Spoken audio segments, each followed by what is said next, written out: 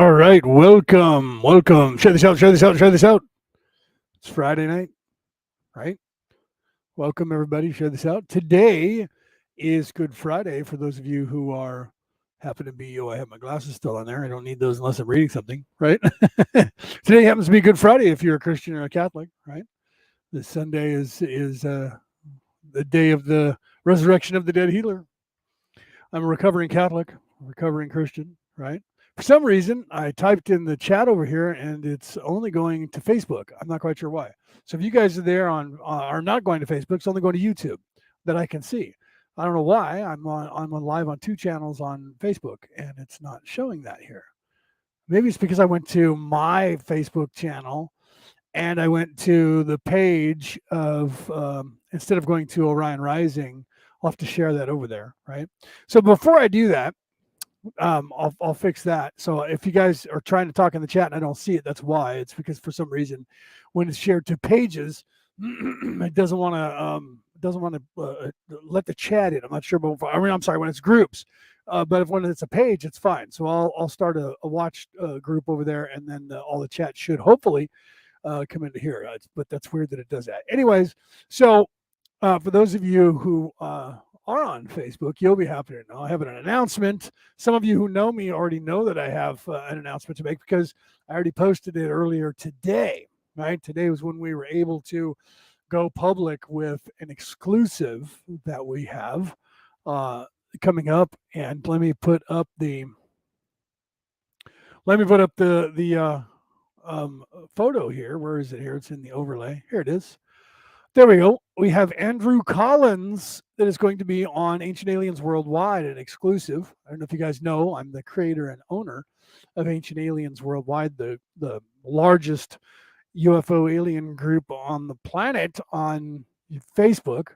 We have almost 300,000 members. Every time we get close, Facebook doesn't like us wanting to get over 300,000 members. For the last 3 years, we have been hitting that plateau, and then Facebook deletes 20 or 30,000 of our members and says, oh, those were inactive accounts. But that seems to happen every time we creep up. We're at 380 or 280,000 members right now, getting close. So it's about time for them to delete 10 or 15,000 of our members. So if you get deleted out of our group, we didn't do it unless you did something wrong, and you know that, and those people who know that, you guys know who you are. But coming up, you can see it on the screen, right? Yeah, right there on the screen. Those of you who are on the MP3 broadcast, you can't see that. Friday, May 13th, 2022, in the group Ancient Aliens Worldwide only, there's going to be a 2-hour conversation, at least 2 hours, with Andrew Collins. He has his new book out, Origins of the Gods. And he has given us an exclusive video that we're going to be live talking to him, asking questions, but you have to be a member of the group. It's a private group. So I will link you. In fact, let me do that right now. For those of you who are in the chat, I'll link you the link to get to. This should take you there. If not, if that doesn't work, like I said, it might not be going out to the Facebook channels, which is odd. Let me get the other link here that'll take you to the group itself, not to the events calendar. So this will get you to Ancient Aliens Worldwide, the group, and then you can then join the group from there. And then once you do that, then you can, if that works, hopefully that does work. Then you, if not, go to Ancient Aliens Worldwide. Look for that on Facebook. Let me put up the I think I do here someplace. Let me look. I don't have the overlay up over here, but I do have the little picture. If you look up in the top right hand side of the screen, over there up at the top, you can see that's the actual picture. You can see the Giza Plateau with the pyramids, and it says Ancient Aliens Worldwide, and it's a picture of a scene of the desert in the daytime, and that is where you'll see the background, so you know that that's the group Ancient Aliens Worldwide that I'm talking about. But it'll be, like I said, it's almost 300,000 members, so you'll figure that out when you get there. So you could see here also, the reason I'm leaving this up, you could see that one of his books is going to be released on that day. So that's why we're doing it on Friday the 13th, Friday the 13th. That book that you see on the screen, you can pre-order, but it does not go out to the world until that day. So that's the release date of his book, and we're going to have him on. But also, if you look down at the bottom, it says "Attention, attenzione, attention." This interview will only be broadcast live on Ancient Aliens Worldwide. There are 3 giveaway books that we will be doing. We will be giving away 3 copies of his brand new book free for, we're going to have a contest, probably 3 separate contests. And we will do that live, and we will get a winner, 3 different winners, and then we'll get your information, not live. We'll contact you via Messenger, and we'll get your contact information, your email, and your address, and we'll get that to the publisher, and the publisher will mail you out one of these books if you are the winner. But you have to be present, and you have to be a member of Ancient Aliens Worldwide to even see the interview. And it won't go out live until after the interview, and then I will be giving Andrew and his staff a copy of our interview, and they can publish that afterwards, so you'll be able to see it. If you're a fan and you know where to look for the videos that Andrew would post, you will then be able to watch that for free. But if you're not, you have to go to Ancient Aliens Worldwide. We may broadcast it and premiere it after the fact. We're talking about doing that after the fact on a few of our different channels that we own for other people to be able to see for free. But like I said, it doesn't cost, right? So that's why, but you have to be a member of the group to see the exclusive live and be a part of the crowd and be a part of the chat and be able to ask questions and possibly win one of his books, his new book that is going to be coming out that day. So it's going to be exclusive. You guys want to take a look at it? It's going to be 11 a.m. Pacific Standard Time.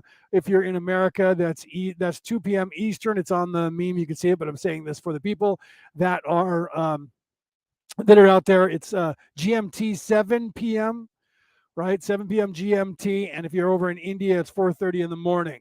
And that's average India time, because you know how that is. You guys are a part of a couple different time zones there. So wherever you are in the world, figure that out from there. That's when it's going to be live. And if you want to be a part of that, join the group if you're not already a member of Ancient Aliens Worldwide. And make sure that you go to the events calendar and let us know that you are, in fact, going to be going. We already have a bunch of people. Hundreds of people are signing up now. So don't miss out. You won't actually have to worry about overcrowding, because we're not having people live in the studio. So it'll be a chat that'll be there for you guys, and you'll be able to see that. Thank you, Peter. I see that Peter has shared my video. Right. I'm still not getting anything from the chat over there. Let me turn off this this overlay here of the meme. I'll put that back up later. But like I said, in the chat is the links to get you there. And share this out, please. Share this out. Share this out. I'm going to go now and share this, because I'm not sure why it is that you're going. I think it's because they're my page and another group. My personal wall and another group. I didn't go live in Orion Rising, or on Orion Rising, in Orion Rising, however you want to look at it today. Oh, sorry. I'm now trying to go over there and I'm not talking, and I'm bringing up groups. Oh no, I needed to do that. What am I doing? See, I got to start thinking about what I'm doing here. Because I got to get the link. So actually, I'll just do it from my page. So I'll start a watch party over there, and hopefully that'll bring the chat in. It's weird that it didn't, right? Bizarro stuff. But I'll share that over there, and we'll find out why. I'm not sure, because I thought we had the same problem last time, right? And then I think it wouldn't do that. It wouldn't go. The chats wouldn't come in. Don't ask me why, but the chats don't come in from my personal page. It's weird. I haven't figured that out yet. So I'm going to share this. Let me see if I can do this here and share it over there. Well, I can share it public, I guess. So I'll do that, and then we'll go from there, I think. So I'll put it now. It's going to go out public. So hopefully that'll help it, right? Otherwise, let me see if I can share it to. No, I can't see. I can't share it to a page. It won't let me do that. It'll give me everything else. Although, no, that's weird. Okay, so I'll just do that next time. I'll have to remember that. Here we go. Next time I'll have to remember that I have to post it. I forgot to do it on Ancient Aliens Worldwide, so I apologize to you guys for that. Some of you are going, where are you? Aren't you live over here? So I'm going to do that now. Get a link, so the link will come in over there, and some more people will be able to tune in. I apologize for taking the time to do this while we're live, but share this out. Like I said, we'll get it out there. Oh, wait a minute, somebody did share it, I think, already. No, that's an old one. Sorry. Here, let me do this, and then we'll get it up. Yeah, I'm not sure what's going on with that, why the chats don't come in. I thought the chats came in from all of Facebook to there, but I'm sharing it out now to a couple of different groups. So you guys do the same thing, and we'll hopefully get a Facebook chat. I apologize. I'll have to go over now to the chat from in the groups and see if I'll go to my page and look on my wall and see the chat, see if you guys are making any comments. If you are making comments, then it's all good. If you're not, then I apologize. No, you guys are. There's people in there. So I don't know what's going on, why these comments. I'll have to watch these comments now and go back and forth, right? So yeah, Peter said play the video is on friends only. It's not on worldwide. Yeah, see, I don't know why that's that way. I'll see if I can switch that, Peter. Glad that you said that. Right. I don't know why that happened. So I apologize for you guys. Let me see if I edit post and say that it can go out worldwide and see that says friends there. Maybe that's why. Public. Save. Yeah, see, it just said friends. So I just now did it. So now I changed it to public, right? So that should be cool. Oh, hi, Omar. I didn't see you there, right? Until the chat, because the chat wasn't coming through over in StreamYard because I only had it out for friends, not for the public. So I apologize. I just changed that. So now it's available. You guys can see that public. And there's all the chats. Bang. Thank you, Peter, for telling me that. Peter Coyle just saved my bacon. He's the one that said, hey, it's set for friends, not public. So as soon as I set it to public, it went worldwide. So now I can see the chat over here. So I do apologize. I don't know why it did that the way that it did, but it did, right? So we fixed that now. So yeah, that's right. Yeah. See, Omar said I didn't think it would go public once you were live. I thought it would, but it didn't. Right, Omar. So, but Peter said fix it. Play the video. It's on friends only, so not to worldwide. So I changed it to worldwide. So now I don't know why I had that set to friends. Probably because it was just on my personal page, right? So now it's out there. You guys can share it, and it's worldwide. Which is good because the chat comes in here as soon as I do that. So I'll have to make sure I don't do that. That's what happened last time. Remember, a couple weeks ago we did the same thing. When I first came back and had my YouTube channel, and I had posted it, and I was posting it in the spiritual group, the chat didn't come through. Now I know why. So we're cool. Yeah. Tony said, we're working better now. Yeah, right. Yeah, you had to refresh. So anybody who's sitting over there and it's not worldwide, just refresh your screen, like Omar said, and now it's worldwide, so you guys can see it. So share this out. So now I just did that commercial for everybody worldwide, and it didn't go out to anybody except for my friends who were on here. That's okay. I'll do it again at the end of the show. So we have that exclusive. I'll put it back up real quick, and we'll run through it, and then I'll get started on talking about what I was talking about. We have a full moon that's coming up and an activation. Some people are hearing the 18th. As the dates, it is the 16th through the 18th. It's coinciding with the full moon. Omar will know about this. He's been doing shows for the whole year. He just did another one with Stephen and Evan Strong just the other day. I believe it was Tuesday or Wednesday. Omar, I know you've been doing shows every day, talking to people that like you did me last week, talking to people who did your big, huge 11-day show. I think it was 11 days, wasn't it? It was huge. But you guys just did one just the other day. I saw that you guys you had that posted on my page, and what they've been doing, everyone on the planet last night. That's what I thought. Okay, so Omar was doing this just last night. I knew that I saw it. That it was you guys talking to the Strongs and everybody. And I didn't get it. I couldn't get on. I was busy. I had a client. And it sucks because normally I tune in. Normally I get the heads up from Evan that they're going to be on, and I tune in. And you gave me the heads up, but it was right then when it was going live. I was like, shit, I can't be on there because I was already working with somebody. So What's been going on, guys, is this came from the Aborigines, the original people worldwide, the Hopis with their rock legend, the Anasazi, and here in the United States, and then the Aborigines in Canada and the Aborigines in Australia. Have been talking about this prophecy about the end times, and so this is segueing into what I'm talking about here. Um, See, Denise said it was wonderful last night, Omar. I'm reading that for the people who are tuning in on the MP3 file. You guys should tune in, to Omar's Watchers Talk channel on YouTube. Those of you who don't like Facebook, he's on YouTube, guys. You should tune into there and take a look at the stuff that the content that he's putting out.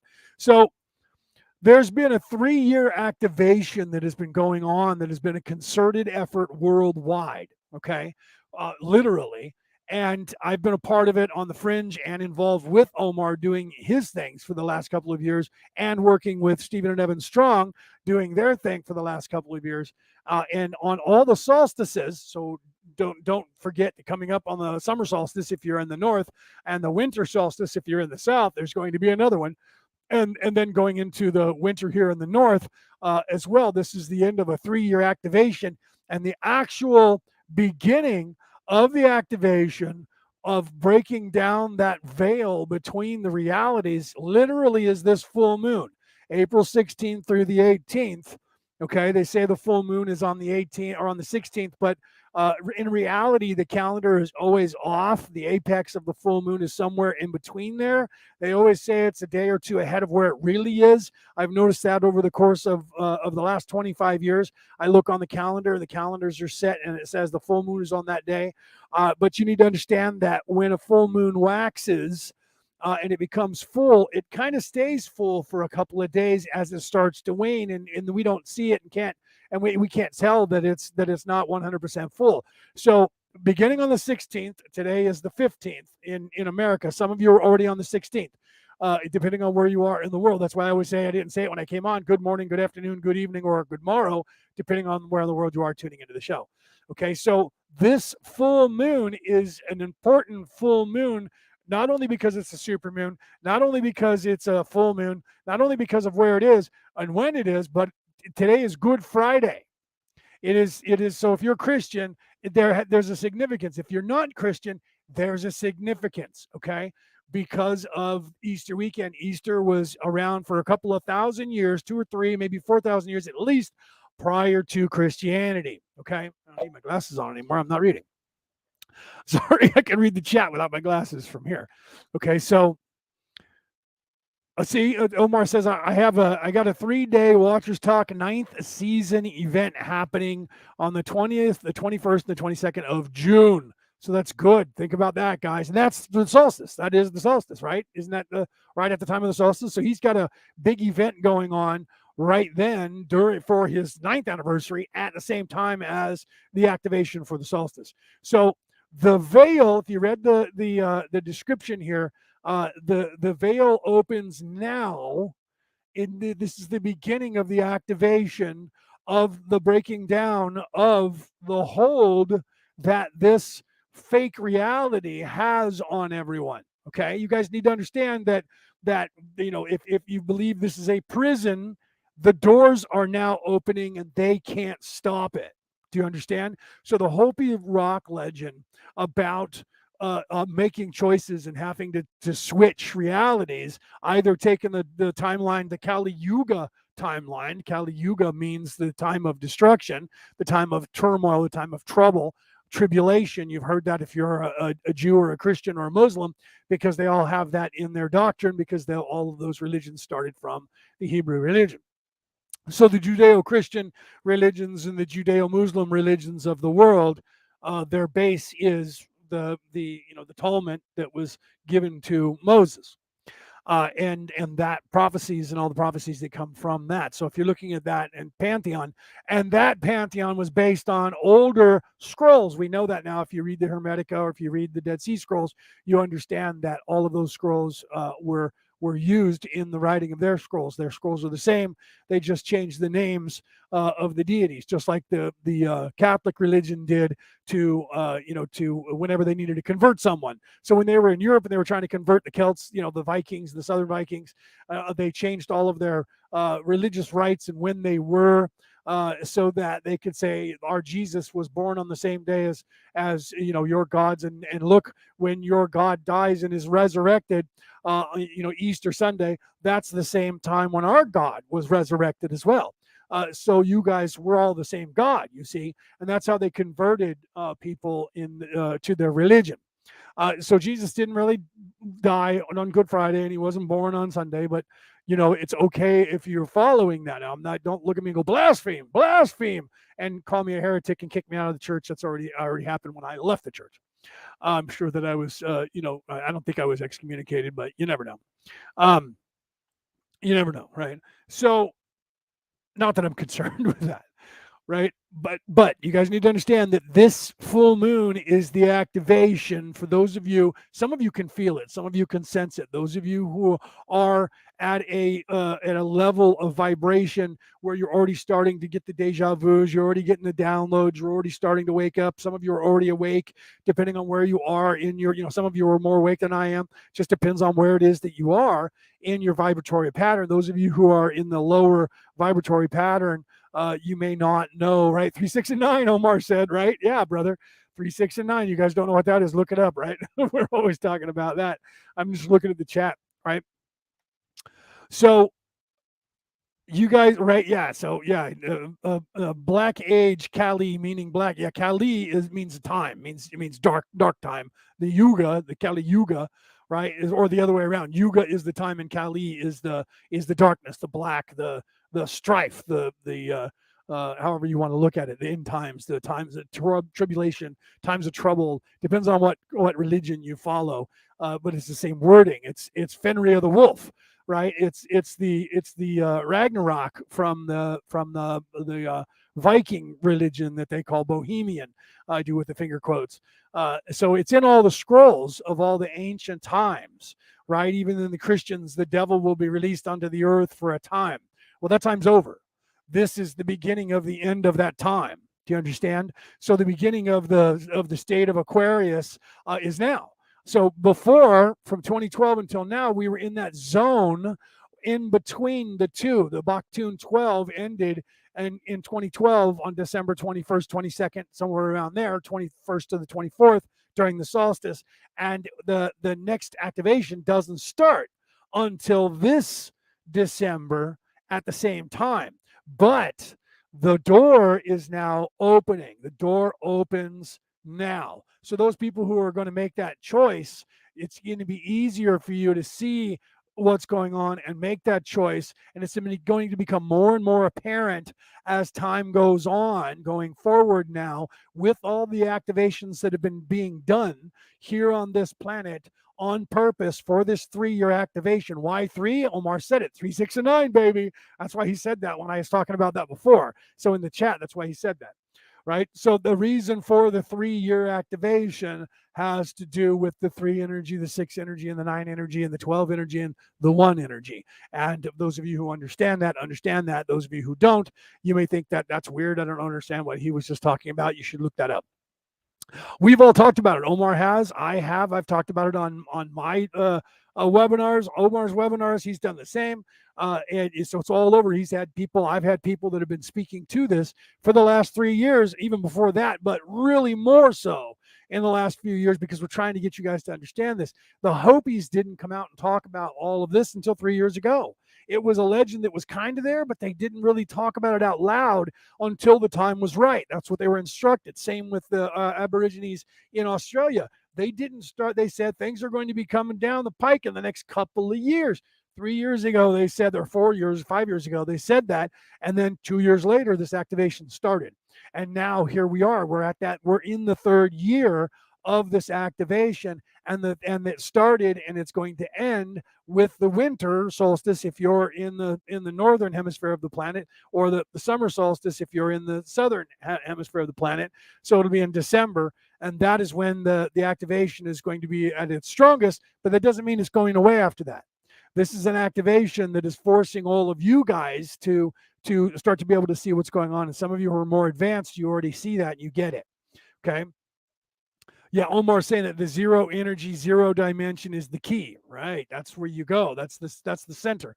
That's the center point. That's the the creation. When you have that energy, 3, 6, 9, 12. When you have that energy and you utilize it to go within the Kundalini energy. We talked about that on Wednesday on Skull Island, talking about the building up to this and the energy and the masculine and feminine, right? The gender. We talked about the seventh law of the Hermetica, which is the law of gender, and not meaning sexes, right? But meaning the energy of the creation energy of the masculine and the feminine, not meaning this physical form that is either a male or a female, a corporal, construct.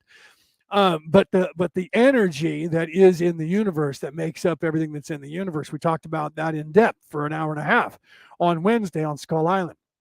And to further that, the activation of all of that energy starts now. So the 3-year activation that's been happening has now come to fruition, and this is the beginning of the age of Aquarius. I say with quotes because some people don't buy into that terminology, but whatever you call it, this is the beginning time of the choice to be made that people can choose the right path and not stay on this path of destruction.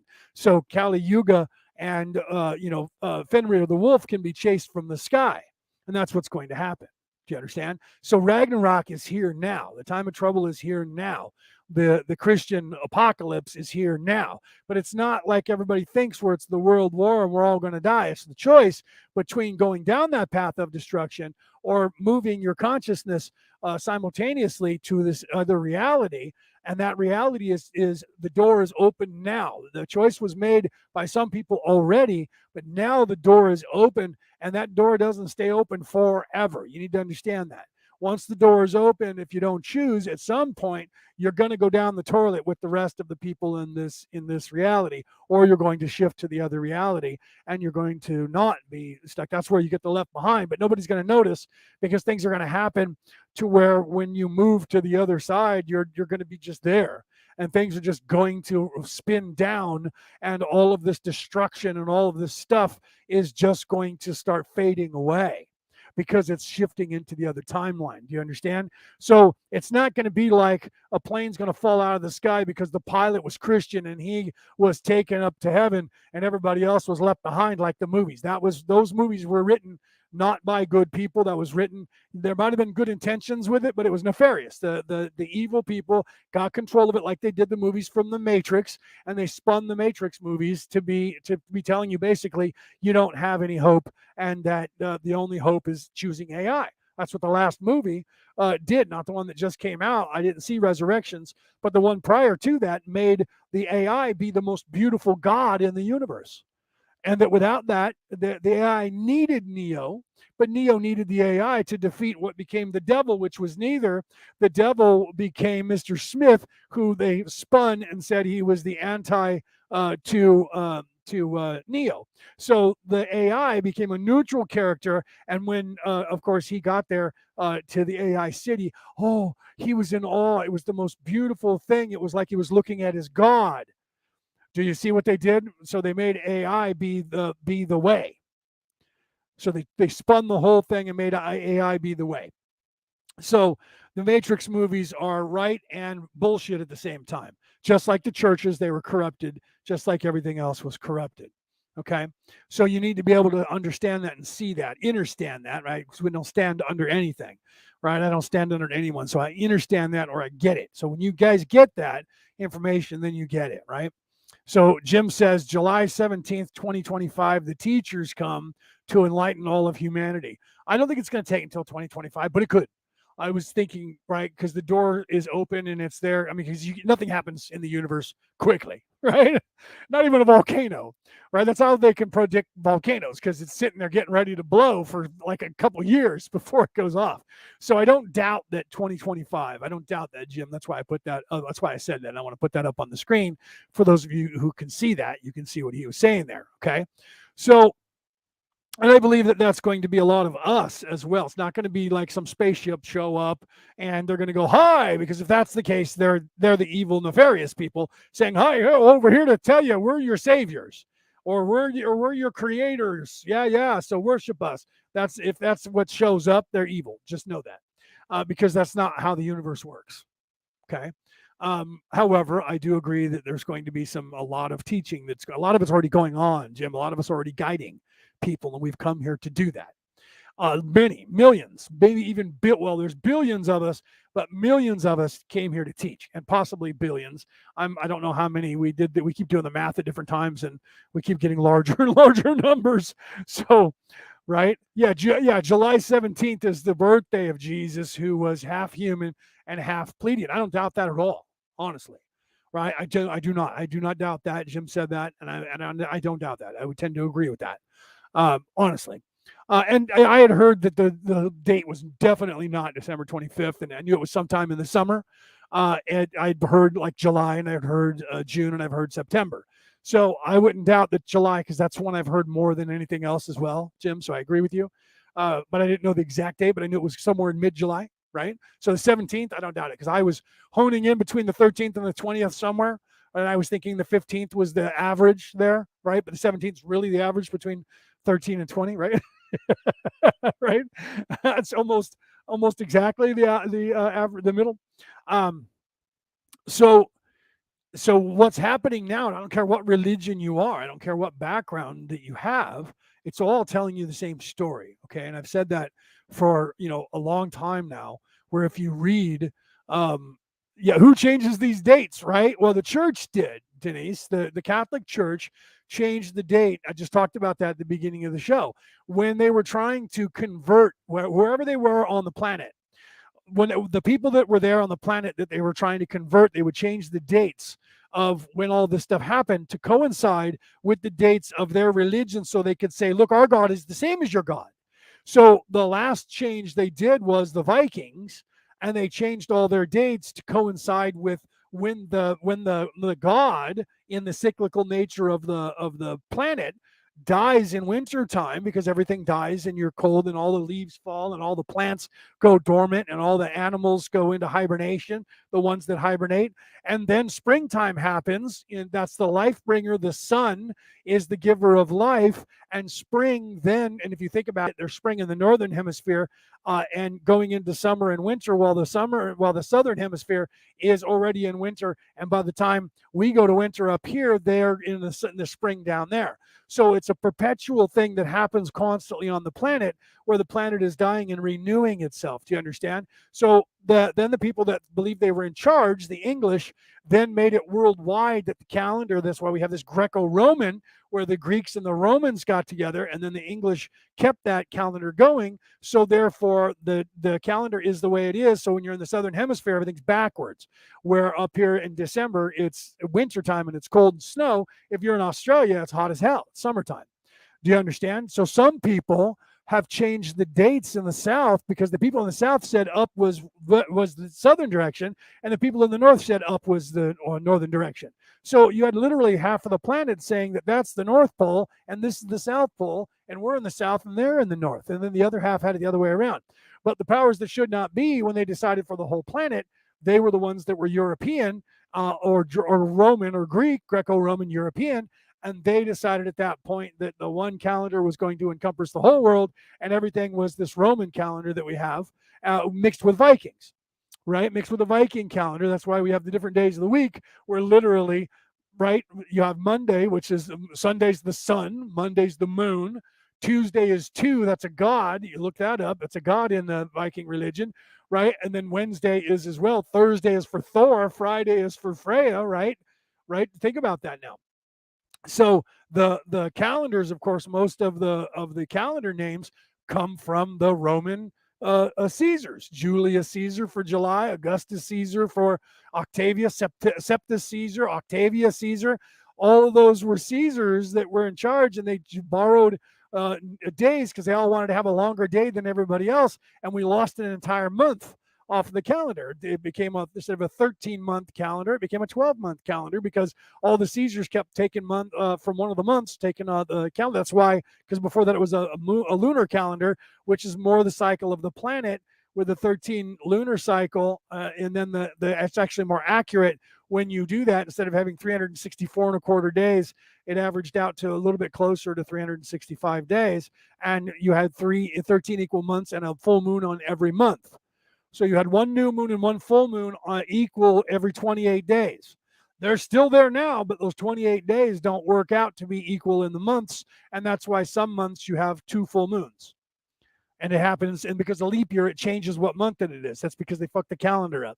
So you have the Roman Catholics who started the whole thing and screwed everything up, and they changed Jesus to be at the solstice for the northern hemisphere winter, and that was when the god Pan and a few other gods, the Green Man, the Horned Stag, Hern, Cronos or Cernunnos, all of those gods died in the wintertime, and they were reborn in the spring. The goddess was immortal, and she was pregnant at this time and gives birth to the god. So the god actually impregnates his own wife with himself, and his wife is his mother as well as his wife.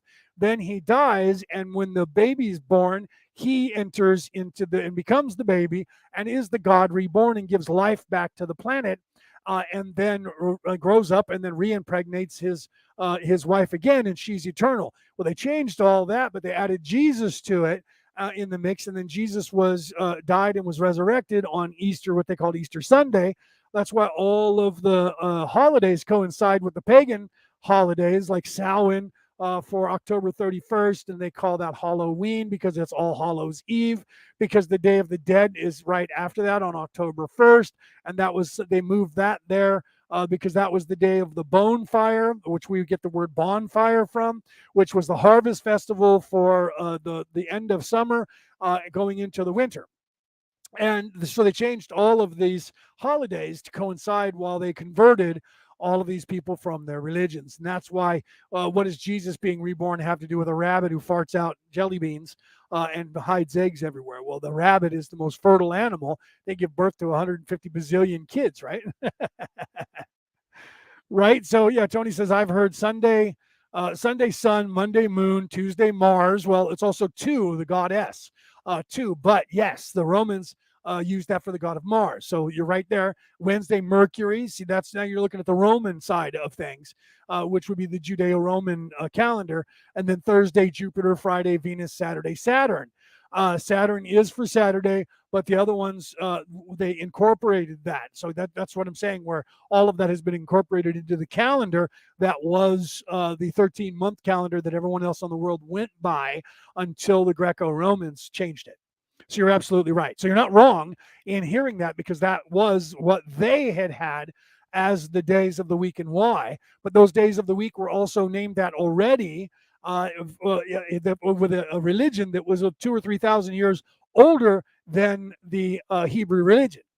And they wanted to convert those people, so they had to show them that the new God was equal to, if not the same as Odin, as Cernunnos, Cronos, Hern, the Horn God, Green Man, any of the other gods. If Peter's still here, he probably remembers more of the Celtic god names that were for the pantheon of the Vikings and the Southern Vikings, Northern and Southern. So they were converting everyone, right? Yeah, not converted, right? Denise says, I agree with Omar, not converted, canned, right? Yeah, or canonized, right? So in a sense, yeah. So and then Peter says Wednesday is Odin's day, right? Where is that? I just now the whole thing just clicked up here. Odin's day. Wednesday means Odin. Yeah, that was why in the Viking mythology, that was why I'm going to put this up on the screen. If you guys saw the TV series that was called, what was it called? Does anybody remember? It was about the Viking gods and the new gods, and they called Odin Wednesday, and because it means Odin. in the Viking language, which would have been akin to Svenska, but older, ancient, right? So the elder Futhark, which was a Norwegian derivative that they spoke back then, a little more Norwegian than Svenska, but they're so similar. I'm learning both. If you know one, it's like knowing Dutch, German, and English. If you know English and German, you can speak Dutch because Dutch is German light and English dark, right? It's like English sliding into German and German sliding into English. That's the language they speak in Denmark, and I know that because I'm learning that one as well. So, so they called him Wednesday in that show, and he was Odin because that means Wednesday. I mean, it means Odin. The word Wednesday means Odin. That was in the ancient language of the Vikings. They didn't, in fact, his name wasn't even Odin. It was Wotan because it came from Wednesday, right? And but when people heard it, when the Vikings would stand up on the nose of the ship on the bow and they would scream, to see if there was an echo to find out if they were near land, they would say Wotan, and off in a distance that sounds like you're saying Odin. So it became synonymous, and people just started calling it, just transformed the name to Odin, and everybody just goes by that now. But it came from Wotan, which is an old ancient English word, or it's the new Viking Svenska word or Swedish word from the 1200s, which meant Wednesday. So Peter's absolutely right in what he's saying. I'm sorry, I didn't mean to get into a history lesson here. But I'm glad you guys are here to talk more about this stuff and what's going on, right? So, sorry, I was hearing something. I was wondering what was just happening. I may have to go and take a look and see what my mom's doing. I don't know if it was a cat or not, but I just heard something strange happening in the living room. So, and then Omar has this big long. What are you saying there? To get into the 5D Earth, you have to consider the number of things. Yeah, you have to know that third dimension. You have to understand the third and fourth dimension, the fifth dimension. You also have to understand the 3, 6, and 9, and everything that's going on there. Like I said, I don't know what's going on with my mother. I heard something going on in the living room, and now she's gotten up, but she's not trying to go out the front door. So I don't know what's going on. I'll have to run over there and take a look in a second, I think. So they changed all of their things to convert people, but it's kind of inconsequential because if you read and understand the scrolls, everything goes in between. All the religions are the same anyway, so the semantics of who you call what is still the same character. So Jesus being the savior character, being the hero character, Thor is the same hero character, the same savior character, Marduk from Mesopotamia is the same hero character, and they all do the same thing. Jesus fought the serpent in the garden, right? And then in Mesopotamia, he fights the dragon, Tiamat. And then the Vikings, Thor fights the dragon of the North Sea. So it's all the same. It's just a different name for the god, the goddess, and the savior character. So it is. So all of that is inconsequential as to like when Jesus was born, if they changed it, what the days of the weeks were called. None of that's really important. That's stuff to keep your mind focused on and argue about. That's the fracturing of all the religion.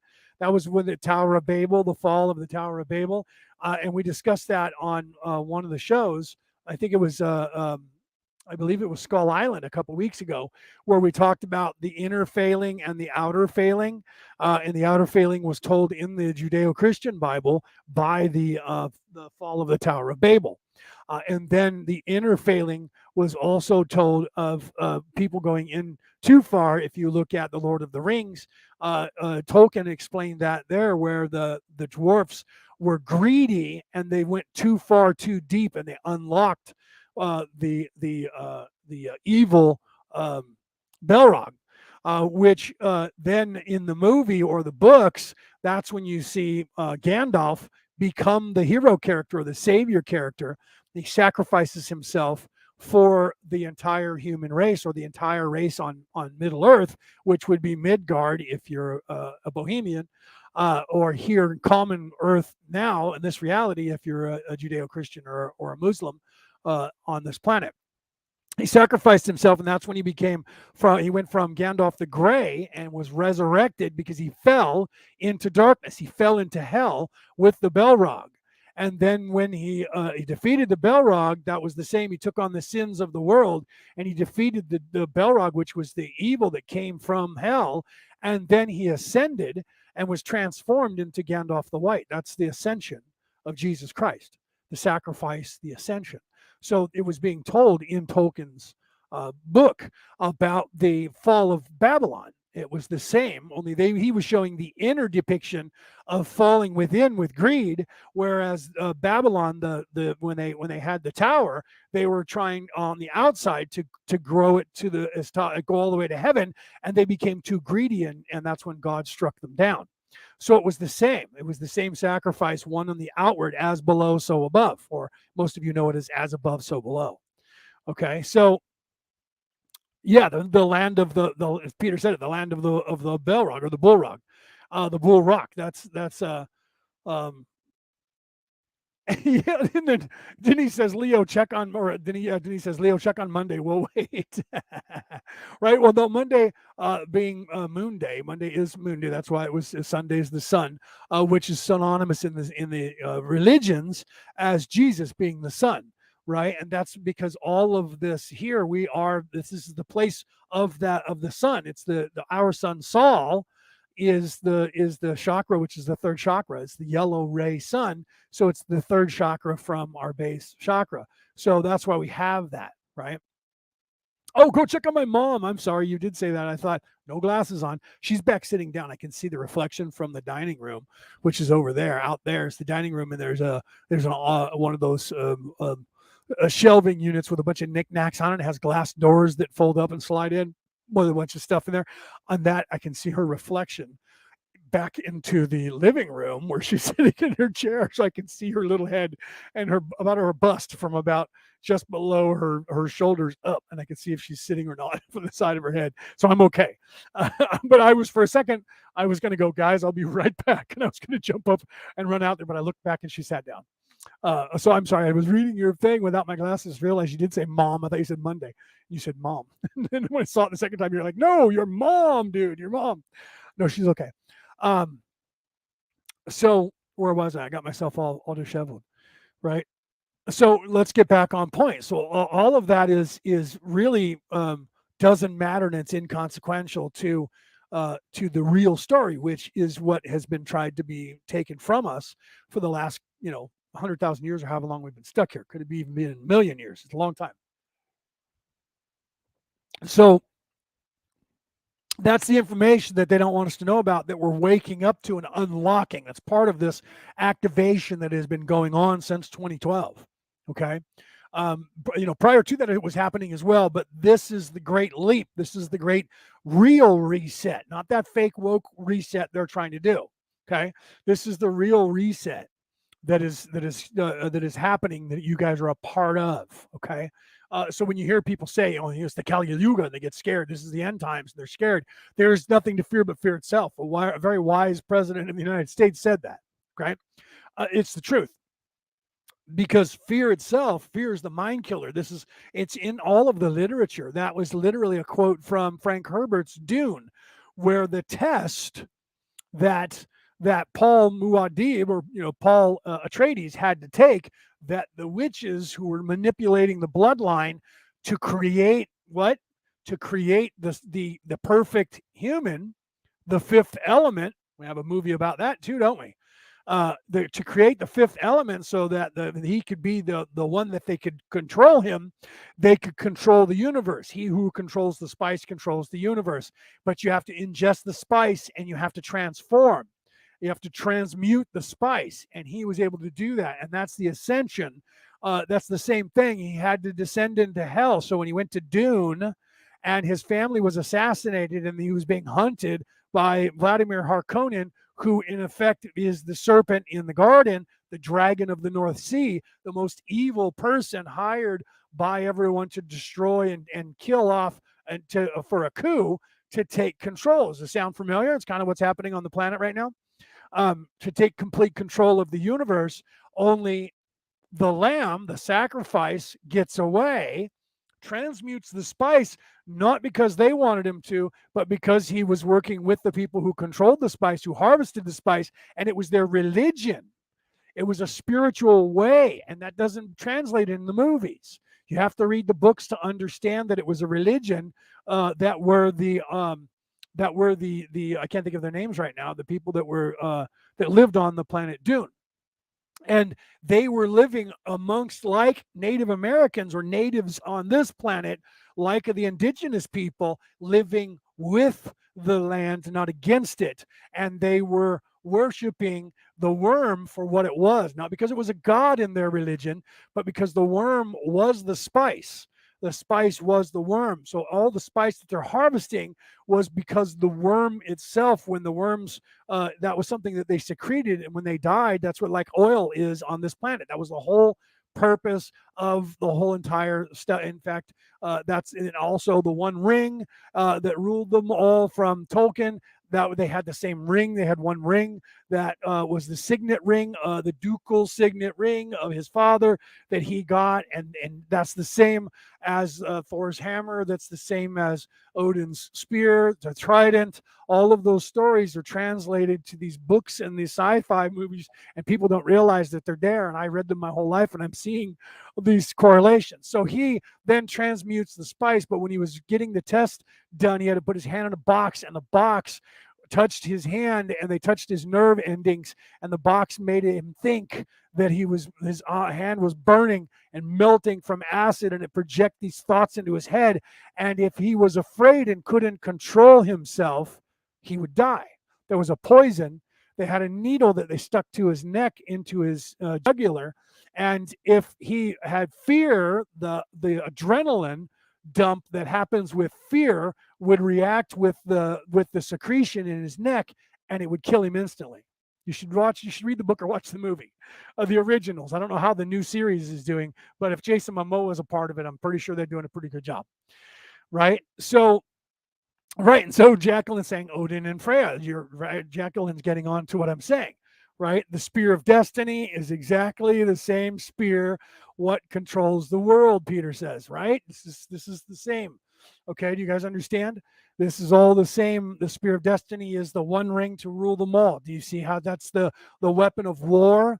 The spear of destiny is the weapon of war. I'm getting chills talking about it. That has the power over all the people. The trident, right? The spear of Odin, right? That's the spear of destiny from the spear that they said pierced Jesus. It's all the same. They all had to change the story to fit the narrative for their religion, but it's all the same tools.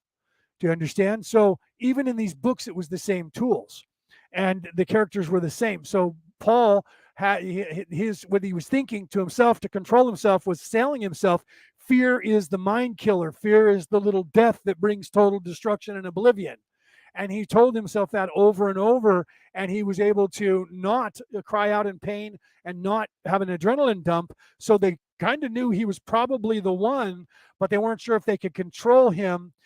And they were pissed off because his mom gave birth to a son, and she was supposed to only give birth to a daughter until the church decided to give birth to the perfect son. But it turned out that she did it anyways because of divine something intervention.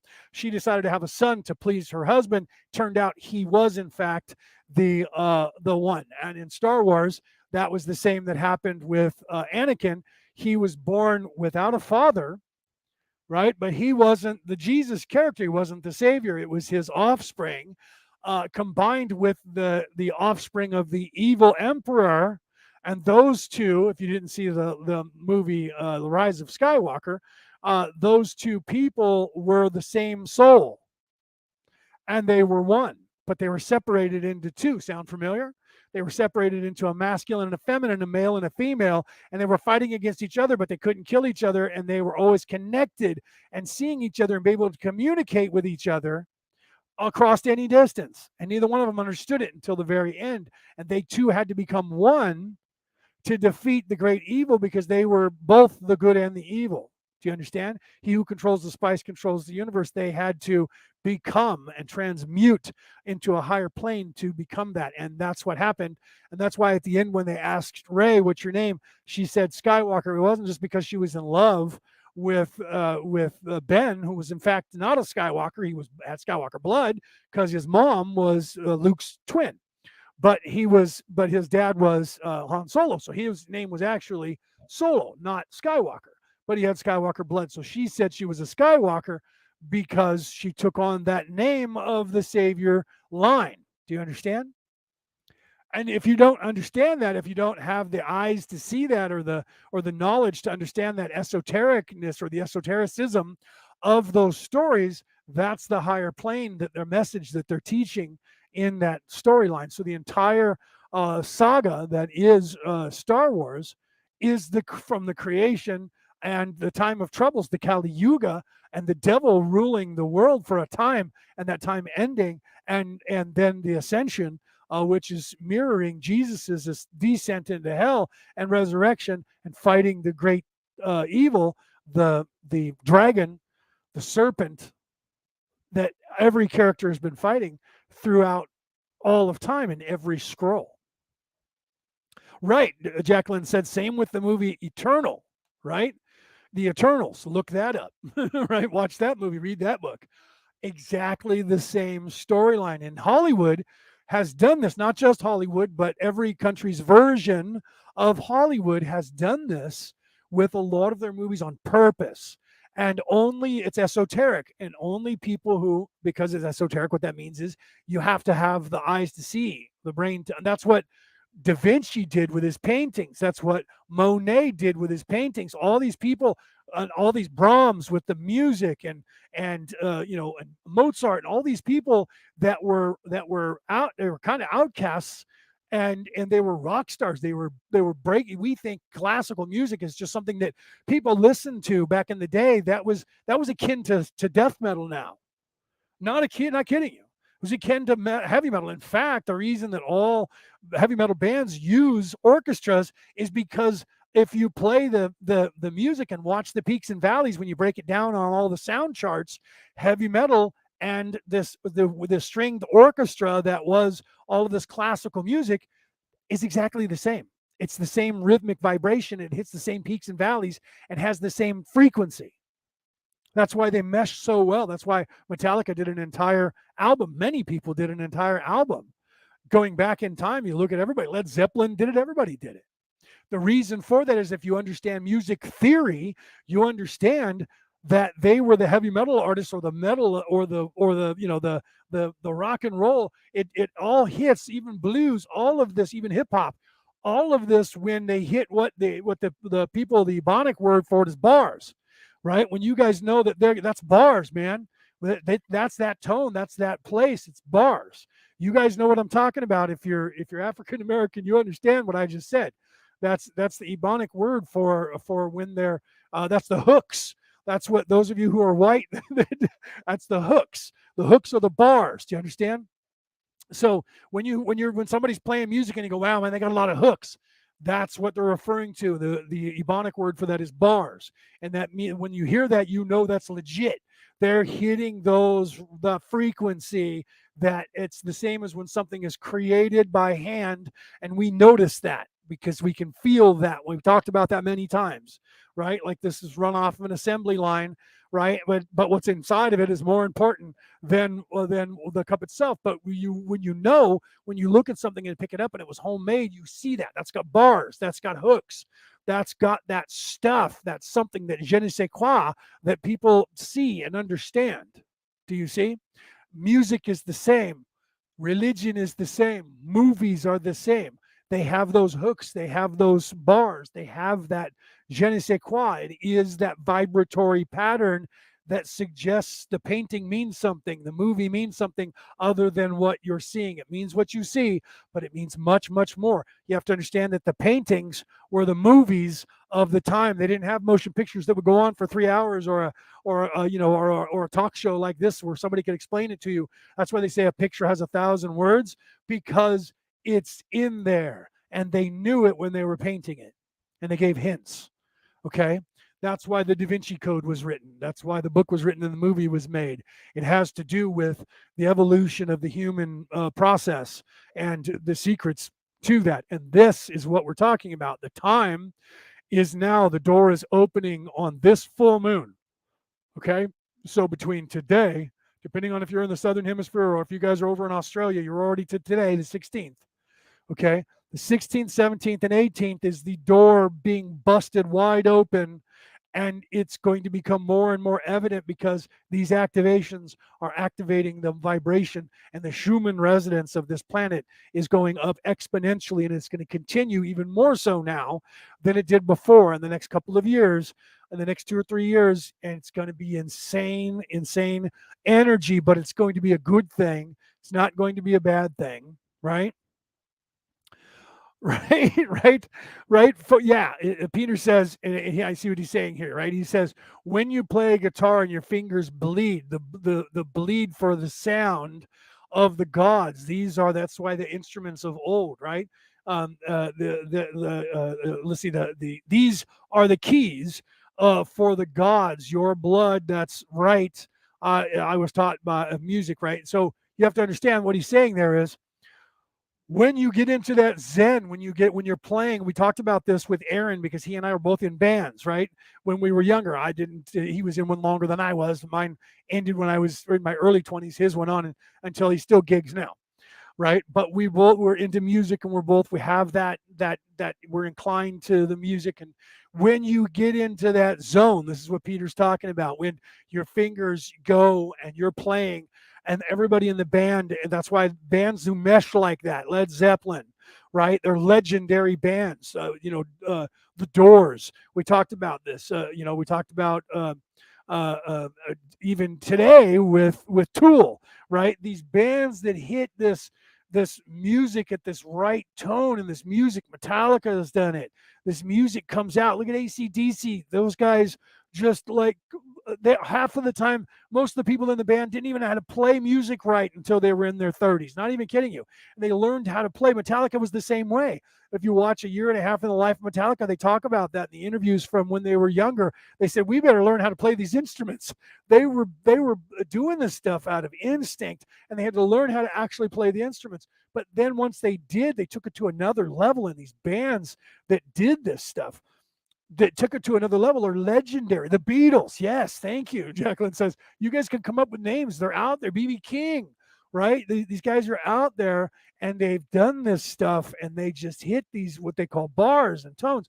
You have the same thing with people who are singers who sing opera, and these guys that made this classical music that still people play today and listen to and go, wow, this is really good. Why? Because they're hitting bars. They got hooks.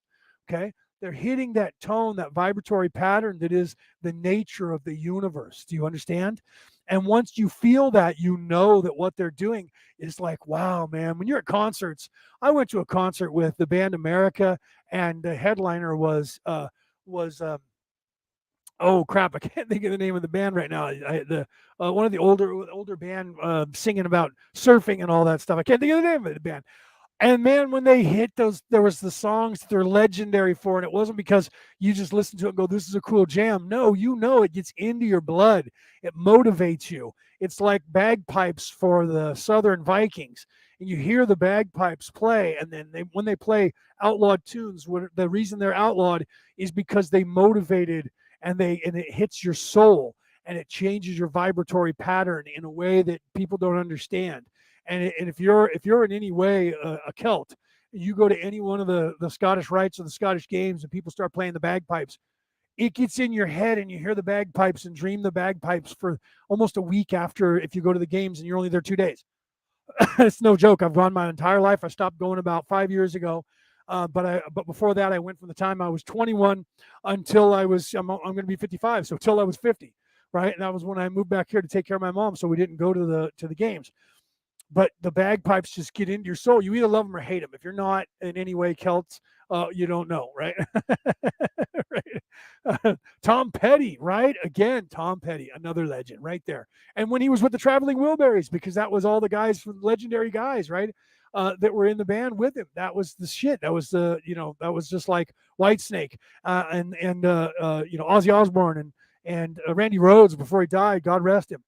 And he understood. He was using orchestras in the music when he was starting to play with Ozzy, and then when he was moving to the other band that he created, Quiet Riot, before he passed. So these people, right? Yeah, Jacqueline says, love the bagpipes. Yeah, you either love them or you hate them. Because to some people, they think it's a whiny cat, and they're just like, I don't know, you know. BB King, right?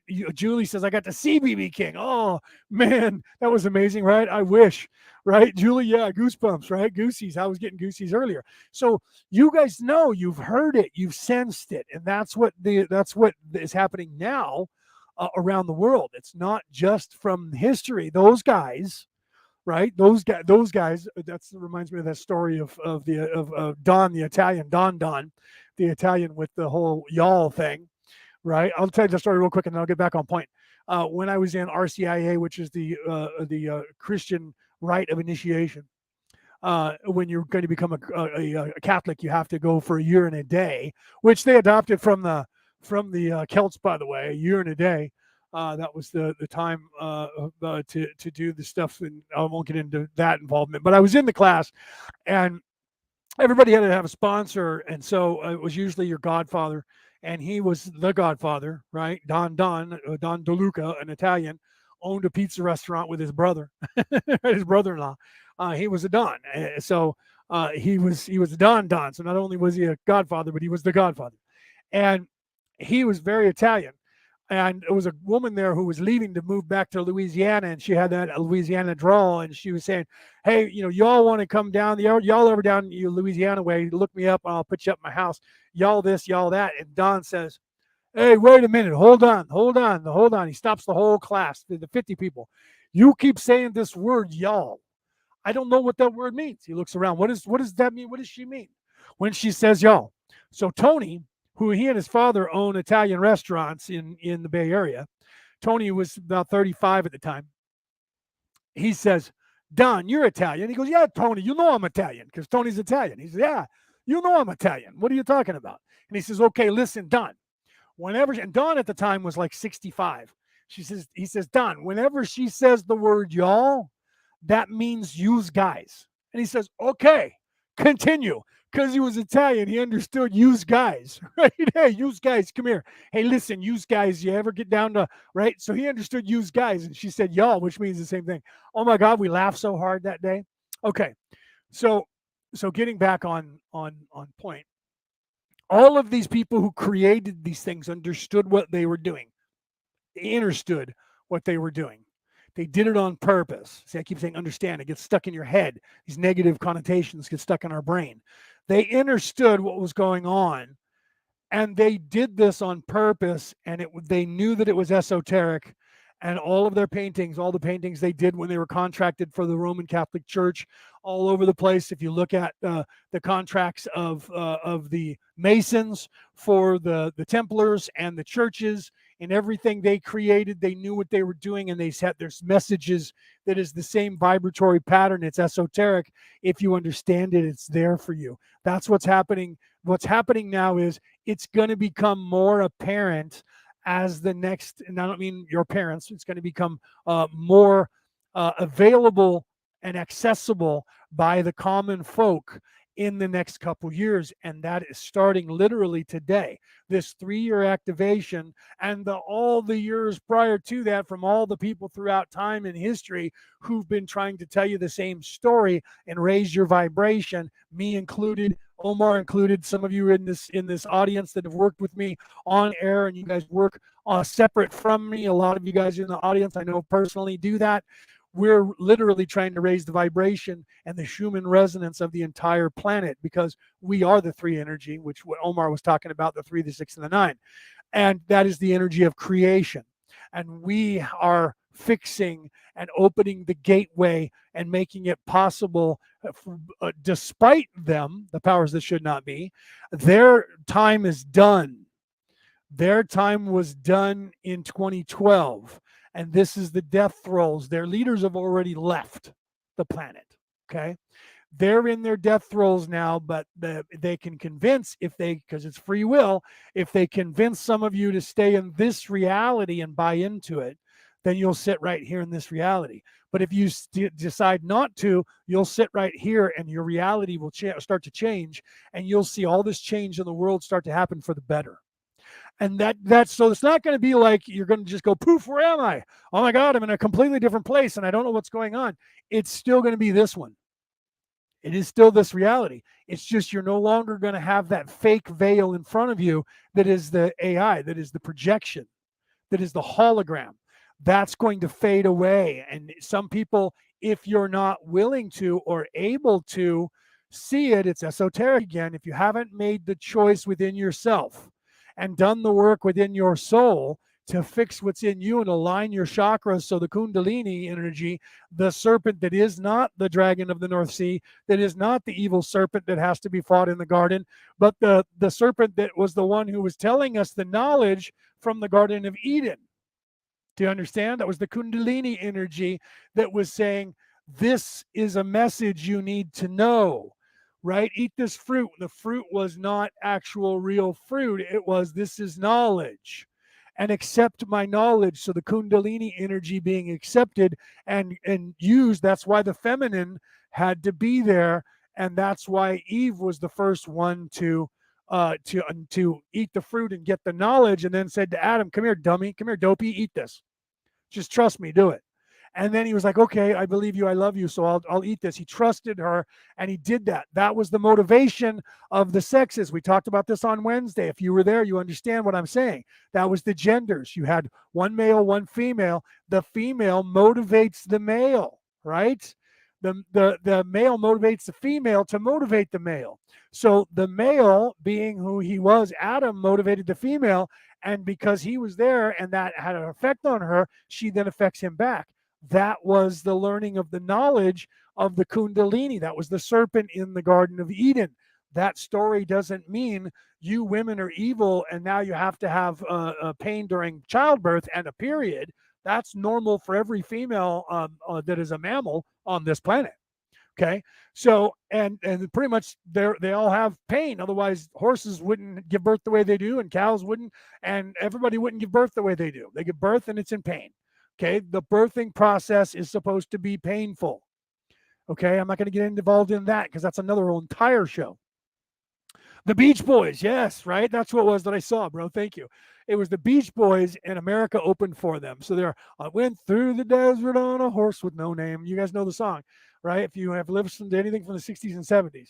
And then the Beach Boys. So I actually got to see the Beach Boys. I wish I could have saw B.B. King, though, like Julie. Wow, I saw B.B. King on TV, but not live. That would have been amazing. I agree to see. So that is the story, was allowing that Kundalini energy to wake them up to the sacred knowledge. So the God that got mad in the Bible was not the God of our creation. Do you understand that? That God that got mad was the God of this creation, the fake creation. It was the same with the 10 declarations, the 10 commandments given to Moses. I know you guys who are Christians and Catholics are going to excommunicate me from the church for telling you this, but a God who created this universe and gave us complete autonomy, who we are a part of, and we have the power of creation, would not show up here and go, you shall not do this and you shall not do that, because the God who created everything is without ego. So that God would not have an egoic thought of, you shall not worship any God over me. That's an ego. Do you understand that? That's egoic. That statement alone, if you're awake, bothers you. Because if you're awake, you're above that and beyond the reach of your ego. And if that's the case, you look at that statement and you say, no God would tell people what they can't do, because the creation was created and we have free autonomy here to choose. 100% free will. So why would this God show up and give us 10 commandments? You shall not do this and shall not do that and shall not do this and shall not do that, or else. That's something that a human would say with an ego. Do you understand? Someone's trying to control you. God is not trying to control any of us at all. God's trusting us because we are God. Do you understand that? We're a little teeny thought in the mind of God running around playing out a daydream. Do you understand that? So why would God then say to the daydream, you can't worship anybody over me, because there's an egoic thought there that, wait a minute, there might be something equal to me in there that's not me. Do you understand that? So God would not ask, right? And Omar said it right here. They put it up on the screen. a God, true creator of the universe, would not ask to be worshipped. Be no reason for that. Do you understand? So the Ten Commandments, we know, are nefarious, and they came from the Orion Crusader group, who's trying to infiltrate the planet and take over. Okay, and that's part of the illusion, part of the AI's fake illusion, part of the hologram that's designed to screw us up and confuse us into doing the wrong shit. Do you understand that, guys? So, yeah, Jacqueline says absolutely truth, right? So there are things in all the Talmuds, all the Bibles that don't work right, and those stories are written. They're esoteric and they're written backwards because you're not supposed to get it, and it's written that way so that evil, who doesn't have that vibratory pattern, can't understand it. Do you understand? But only people who are vibrating at a certain level start to translate and understand what the real meaning and the real story and the real message is. Other people can't get it. They had to get by the algorithm, just like we have to do now with the AI on these online. If we say the wrong thing at the wrong time, the AI punishes us. Do you understand? So we're now speaking in tongues to get around the AI. Just like Da Vinci was with his paintings, just like Monet, anybody that was a painter, you name it, just like Johann Sebastian Bach, just like Mozart, like I said before, Brahms, all those people that made the classical music, people who wrote stories, people who write science fiction novels, people who write movies, directors who direct movies, producers, all of these people that are secretly not nefarious are trying, pardon me for being loud, are trying, right? Yeah, the third language, Jacqueline says, right? They're trying to show you the stuff without tipping their hand to the bad guys. Because when they do, back in the day, they got killed. Okay. Socrates, one of the greatest minds in the history of the world, said the world was not flat, it was round, and they made him drink poison and die. That was his penance. He went to court, they judged him and made him drink, I believe it was either strychnine or wormwood, one of those two that was very, could have been, Peter probably knows what it is, right? Peter's as much of a history book as I am. And so he probably knows what poison it was. I think it was wormwood. Don't quote me. Could have been strychnine or one of those. Rat poison. It was around before we used it for rat poison. And he died because he said the planet was round. Okay, so that's how intolerant they used to be on this planet. They're still trying to be just as intolerant. The problem is they can't kill us off as easily as they tried before. They were able to. There's too many of us now. The prophecies are coming true. Do you understand? Yes, and Peter's you're going down this road. Let's go down this road because it's important. I'm gonna put it up on the screen and read it for the people that are listening on the MP3 file. The oak is the tree of knowledge. In the tree of wisdom, the oak is. This is why you're chopping down the oak tree, right? The oak tree. That's why Oak Island. When they created Oak Island, and we know it was created now by the Sinclair family. They made the island. And then they were hiding at one point. I'm pretty sure the information was either scrolls, possibly like the Dead Sea, or the Ark of the Covenant, or something that was information that was very valuable, that was being hidden and is still being locked away until the time of tribulations, until now. Okay? Yeah, Jacqueline says the prophecies are truth. They are. The prophecies are all happening now. Okay, so Oak Island, they took oak trees and buried them or planted them on Oak Island. The oak tree is not indigenous to North America, especially not Nova Scotia. So they were brought in and planted there as a marker for those who have the eyes to see and the knowledge to understand that something very important has to do with that island, its position, it's something, maybe there's something buried, maybe not, maybe just a message, because there's a lot of messages on the surface that they're not talking a lot about on the show, but they hint at, and I know because I've researched it, so I'm watching the show and I'm going, They don't know this. I should probably try to contact them. But when you try to do that, people ignore you because I'm sure they have a million people doing that. Just like I was watching the Skinwalker Ranch, and they had recorded something in a helicopter, and there was something the helicopter's depth finder, for that how high they were in the air, kept saying they were 3 feet off the ground, and then it would go back to being 1,500 feet off the ground, and then it would be 40 feet, and then it would go back down to like 3 feet, and they didn't know what was going on. It freaked them out, and they landed. I watched the video and paused it and saw an object flying under at very, very fast rate of speed. I could only pick it up on 3 frames as it entered, middle, and exited, and I sent pictures to them. Never heard a word from them. Don't know if they even cared. Don't know if they even got it, but I sent the pictures of that and told them when to look on what camera and to slow down their own video, and they'll see an object that kept passing underneath them. So it was going from the east to the west, and then going back from the east to the west. So it was either the same object going around them, or it was many drones or something shooting under them that they couldn't see with the naked eye, but the camera picked up. But they ignored me, and as far as I know, they haven't. Well, they filmed, but they haven't come out with the new season. We'll see if it's ever addressed in there at all. But I caught it. They didn't catch it. So we'll see what happens there. Okay, so yeah, Oak Island looks like an elephant when viewed from above. Yeah, it does. It does look like a baby elephant. Some people say it looks like a duck because the kind of nose is almost a bill, but it looks like an elephant. I agree. What is that? Where does that come from? Ganesh, the elephant, comes from the Eastern philosophic thought, which is where they stole the swastika from. The Aryans who were trying to take over the world were trying to use the swastika, which came from Ganesh, is always synonymous with either having it on its belly or somewhere in its hand or somewhere around when it sits. And it also had the 2 fingers, which is as above, so below. I can't show you both, but if you look at Baphomet or Bahamut, depends on how you say that.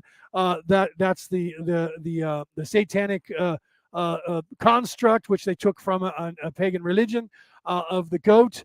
And if you look at that Bahamut, the statue, it always has 2 fingers up, 2 fingers down. That means as above, so below. That's the same information. That's all of this which is happening, right? In Irish Kildare, Peter's saying, so we'll see what he says here. We'll put it up on the screen so I can read it better.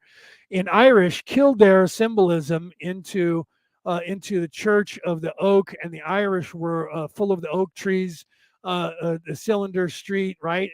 Yeah, Bridget, the land of the oak. Yeah, and so all the oak is very important. This is why the oak trees were brought and planted with the monks as they came over here. You have to understand that most of the religion that is now Christianity and the heritage, which is now Christianity, is only around because the Irish monks, you guys should look this up. You can look up the book, How the Irish Saved the World. I'm not just saying that because I'm Irish descent. I'm saying that because it's true. When they burned all the scrolls and they were trying to get rid of all the knowledge of the known world and the history of the world, when they burned Alexandria, all this stuff, they were trying to eradicate any knowledge that any humans could find. So this goes all the way back to the Caesars when this happened. Julius Caesar burned the cat. Why did he do that?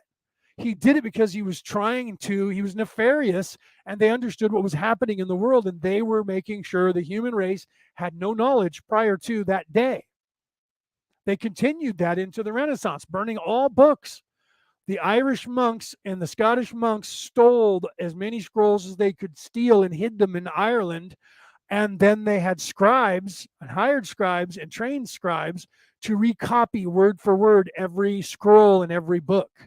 And when they had enough of them, they would tell the scribe, take all these books and go, you go to Germany, you go to France, you go to Scotland, you go to England, start another church, do the same thing, hire people to scribes and make more books and send them out and create churches in all these countries. This is true. You can look this up. So all the information, everything we have in history that is not a scroll we found in the desert, even the current Bible that we have on this earth, is only here because the Irish monks and the Scottish monks stole it away and recopied them and then reintroduced them to the whole world.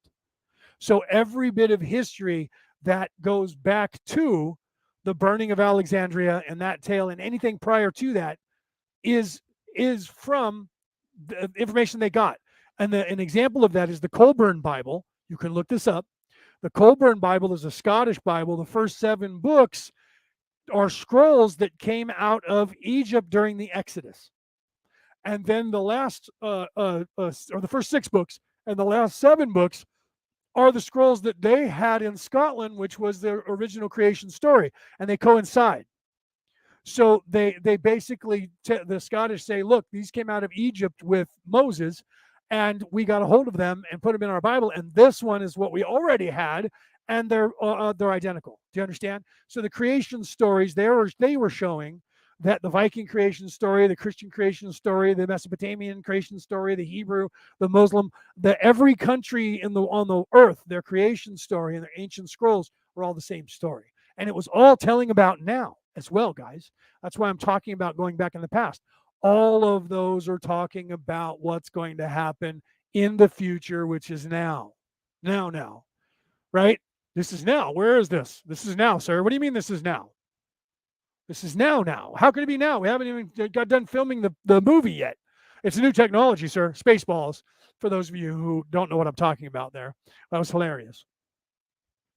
Okay, and Peter says, in 1916, the Irish went to Germany to take the scrolls out of Germany in the First World War, to take all the books of knowledge, and this is why we lost the War of Independence, and that's proven. That's a proven fact, right? Because they did what the people didn't want them to do.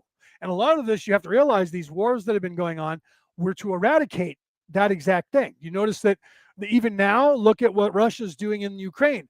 They're bombing places like libraries and places where they keep information and records, as well as schools and churches. Think about that, right? There's a reason for that. Right, Casey said, hello there, my friends. Bummed I missed the beginning. Sorry, but it's great to see you. Thank you. It's great to see you too. But thank you for being here. Show this out, right? Yeah, yeah. I didn't even go there, Omar. I'm going to I put it up on the screen. Kind of like what they did in Iraq to get to the ancient tech. Now, you guys need to understand what he's referring to here. I watched this happen live, and so did Omar, and we've talked about this many times.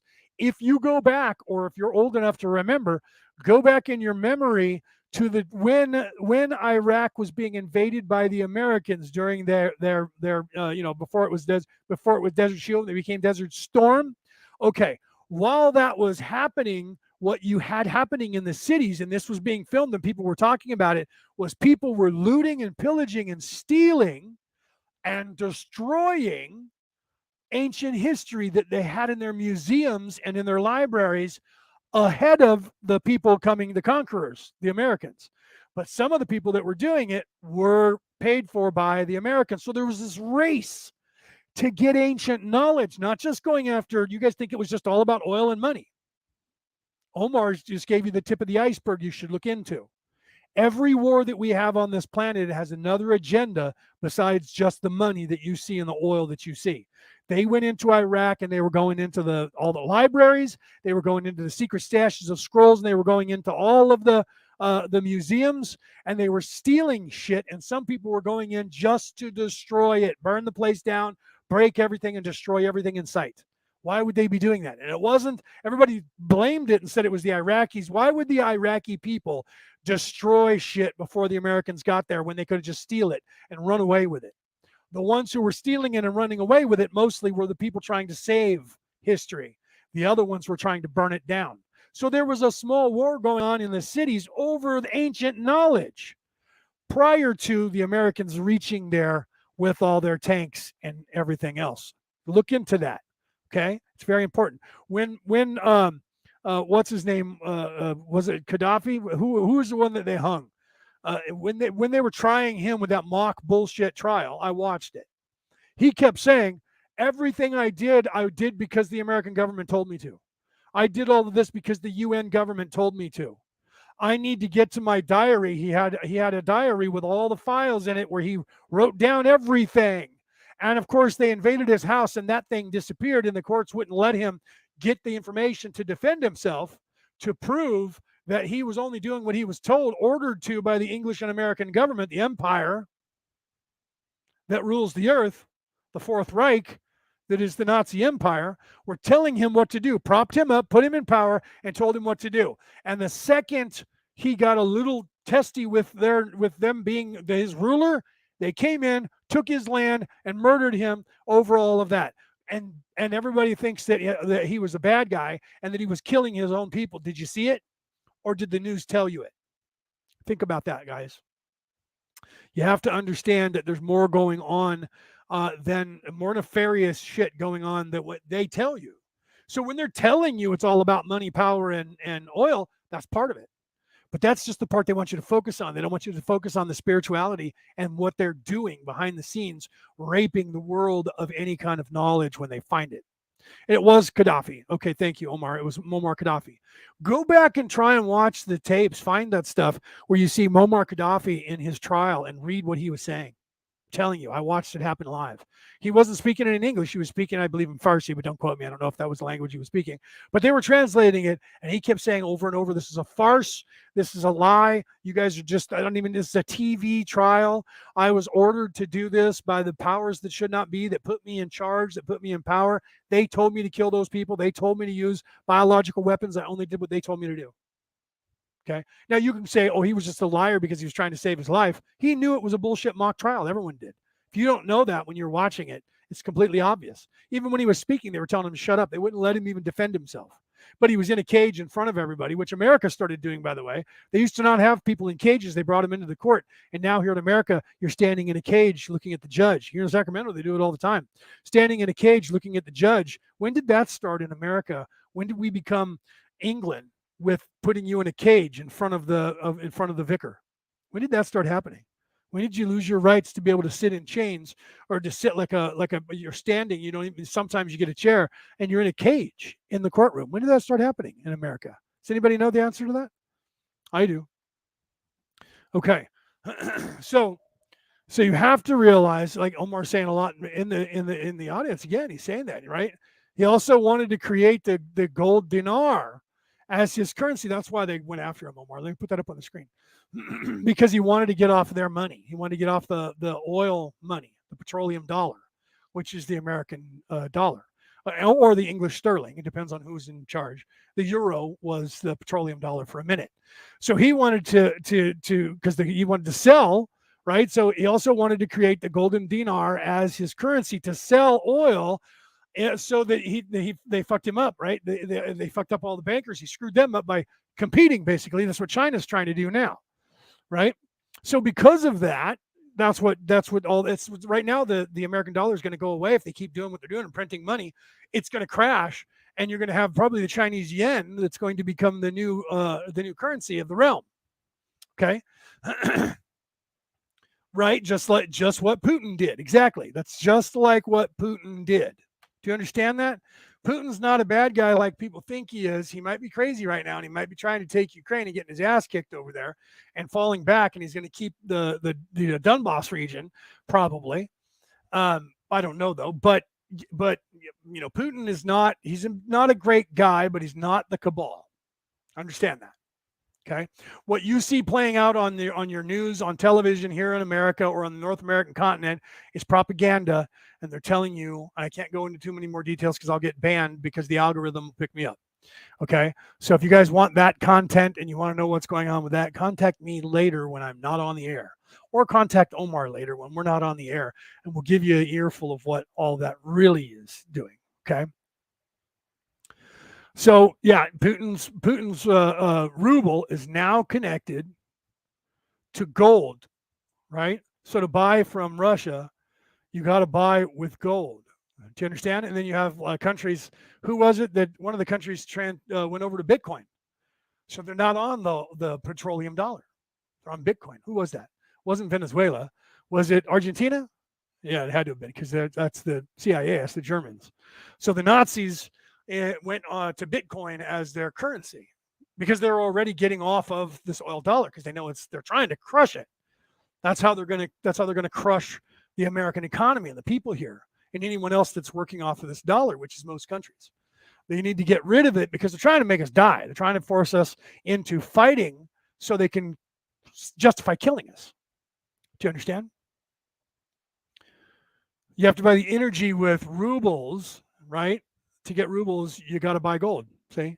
And now, because the American dollar is based on the petrol, is based on just fictitious made up. When gold goes up in value, the American dollar goes down because gold is the standard for tangible.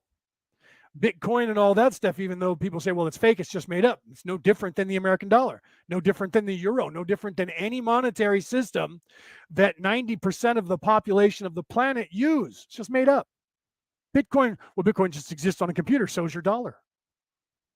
Difference is they started making paper dollars. They got coins now that are Bitcoins. So there's no difference. Bitcoin is tangible because it's based on gold. The American dollar is not. It's based on petrol and us having it. But when you don't have it, it becomes useless. And if gold prices go up, it's because whoever the currency of the realm is, which it happens to be the American dollar right now, but that's not going to last. The euro will take over, or the yen will take over soon, and we'll be in trouble because our economy is nothing if the world is not using our dollar. Do you understand that? You guys need to understand that. If the world currency is no longer the American dollar, our dollar is useless. It's monopoly money. Do you understand that? So if you don't have tangible gold, silver, jewels, emeralds, any kind of value that is natural on this planet, you have no money unless the American dollar stays stable. And right now, it is the most unstable that it's been almost in the history of the American dollar. You guys just don't know that because you're watching a news channel that is selling you only propaganda, and so you don't get it. And most of you out there didn't take a civics class, nor did you take an economics class, and especially a world economics class. Because you didn't do that, they know that you don't understand what's happening to you. But those of us who do understand what's happening to us are trying to tell you something, okay? And that's been happening worldwide for a very long time. Do you understand that?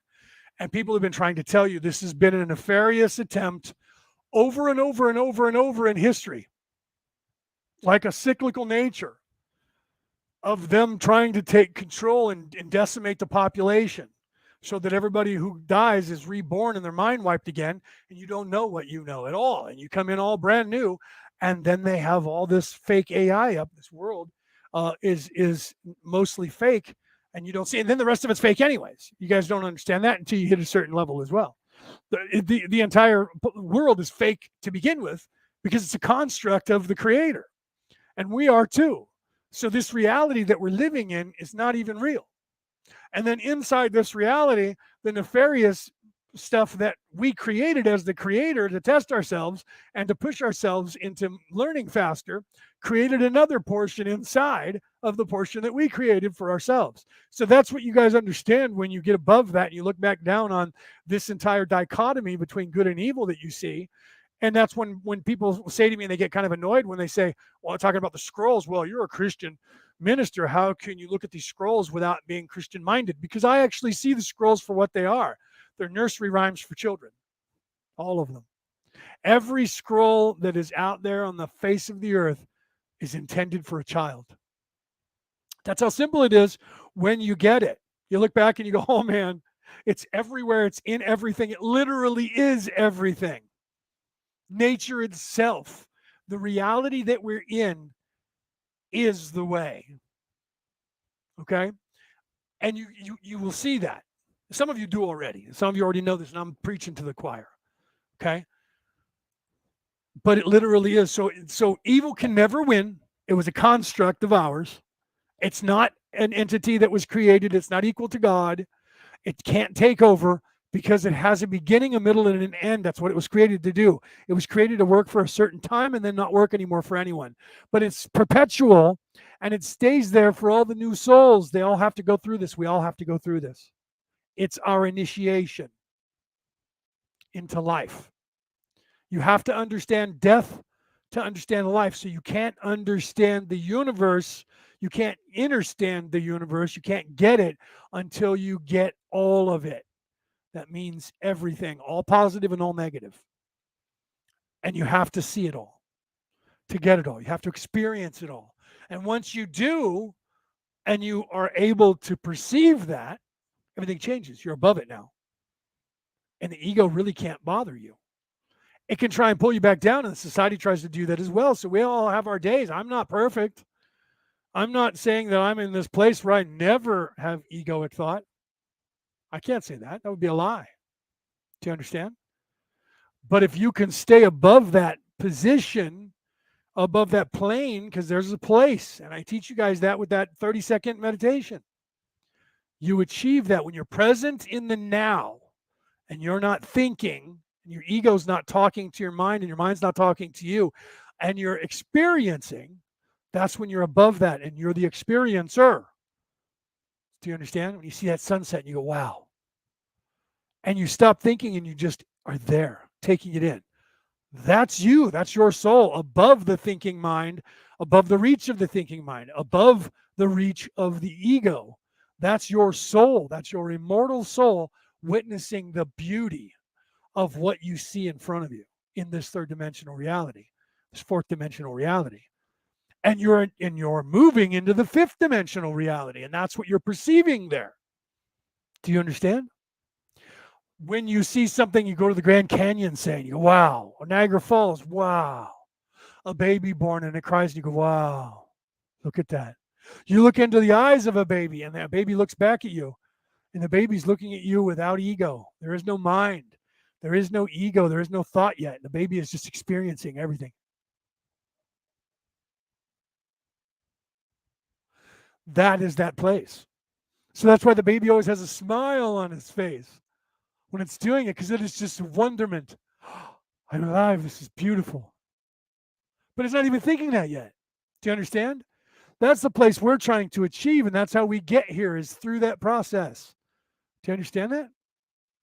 And then we get corrupted by this society and locked into this matrix, locked into this prison. But the prison was designed to have a beginning, a middle, and an end. Do you understand? And then nefariousness, evil, was designed to have a beginning and a middle and an end. And this dance that is the yin yang is supposed to happen. There is no battle between good and evil. It's not a fight going on between. That's the wrong way. If you engage in that thought process of fighting, I will conquer evil. We have to destroy evil. It can't happen. Evil will never be destroyed. It's designed to be there perpetually for every soul to begin over and over and over and over again, to go through that same rite of initiation, that same process to become the being. You being. Do you understand? That's what's happening now, is you're going to be able to see and perceive that more now than ever in any lifetime you've been here before. So it's going to be easier for people to ascend now. They can't stop it. The devil's time is done. Fenrir the wolf is leaving from being covering the sky, right? Kali Yuga is coming to an end, right? Baktun 12 is over and Baktun 13 is starting. And why is it 13? Because it's the one, guys. It's the same as 3, 6, and 9, 3, 6, 9, 12. And then what? It's not. It's 13. It's not. It's the one.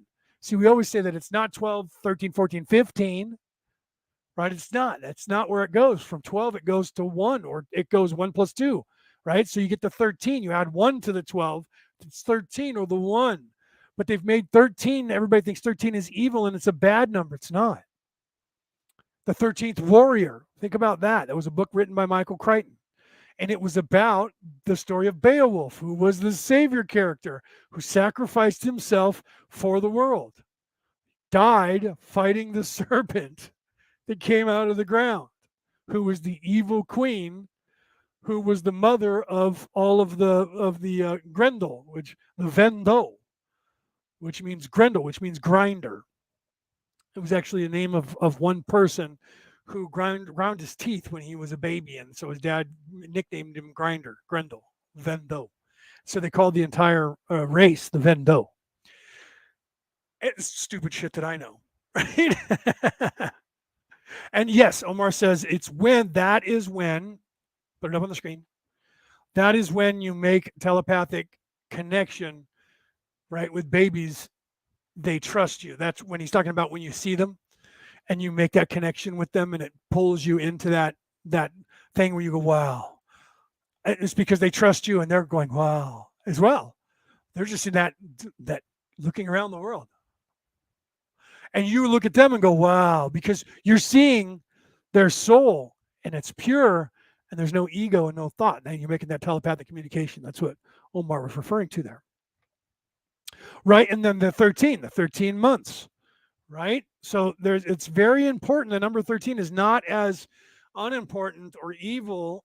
It only became synonymous with bad luck back in the day. It was Friday the 13th, October, Friday the 13th in 1207, when the Pope, who was in France at the time, because they had moved the papal seat from Rome to France and eventually moved it back to Rome, with the French king, when they realized that the Templar Knights owned more of Europe than they did and had more money than they did, and both had borrowed money from the Knights to wage war in different places, and they owed the Knights a shit ton of money. They decided to take all the Knights they had, the military they had, and arrest all of the Templars and take all of their land, all of their money, all of their resources, their ships, their armaments, their soldiers, and anybody who didn't swear allegiance to either the king in France or the Pope in France or both would be executed with all the rest. And it was done on Friday the 13th, so it became unlucky if your name was on the list.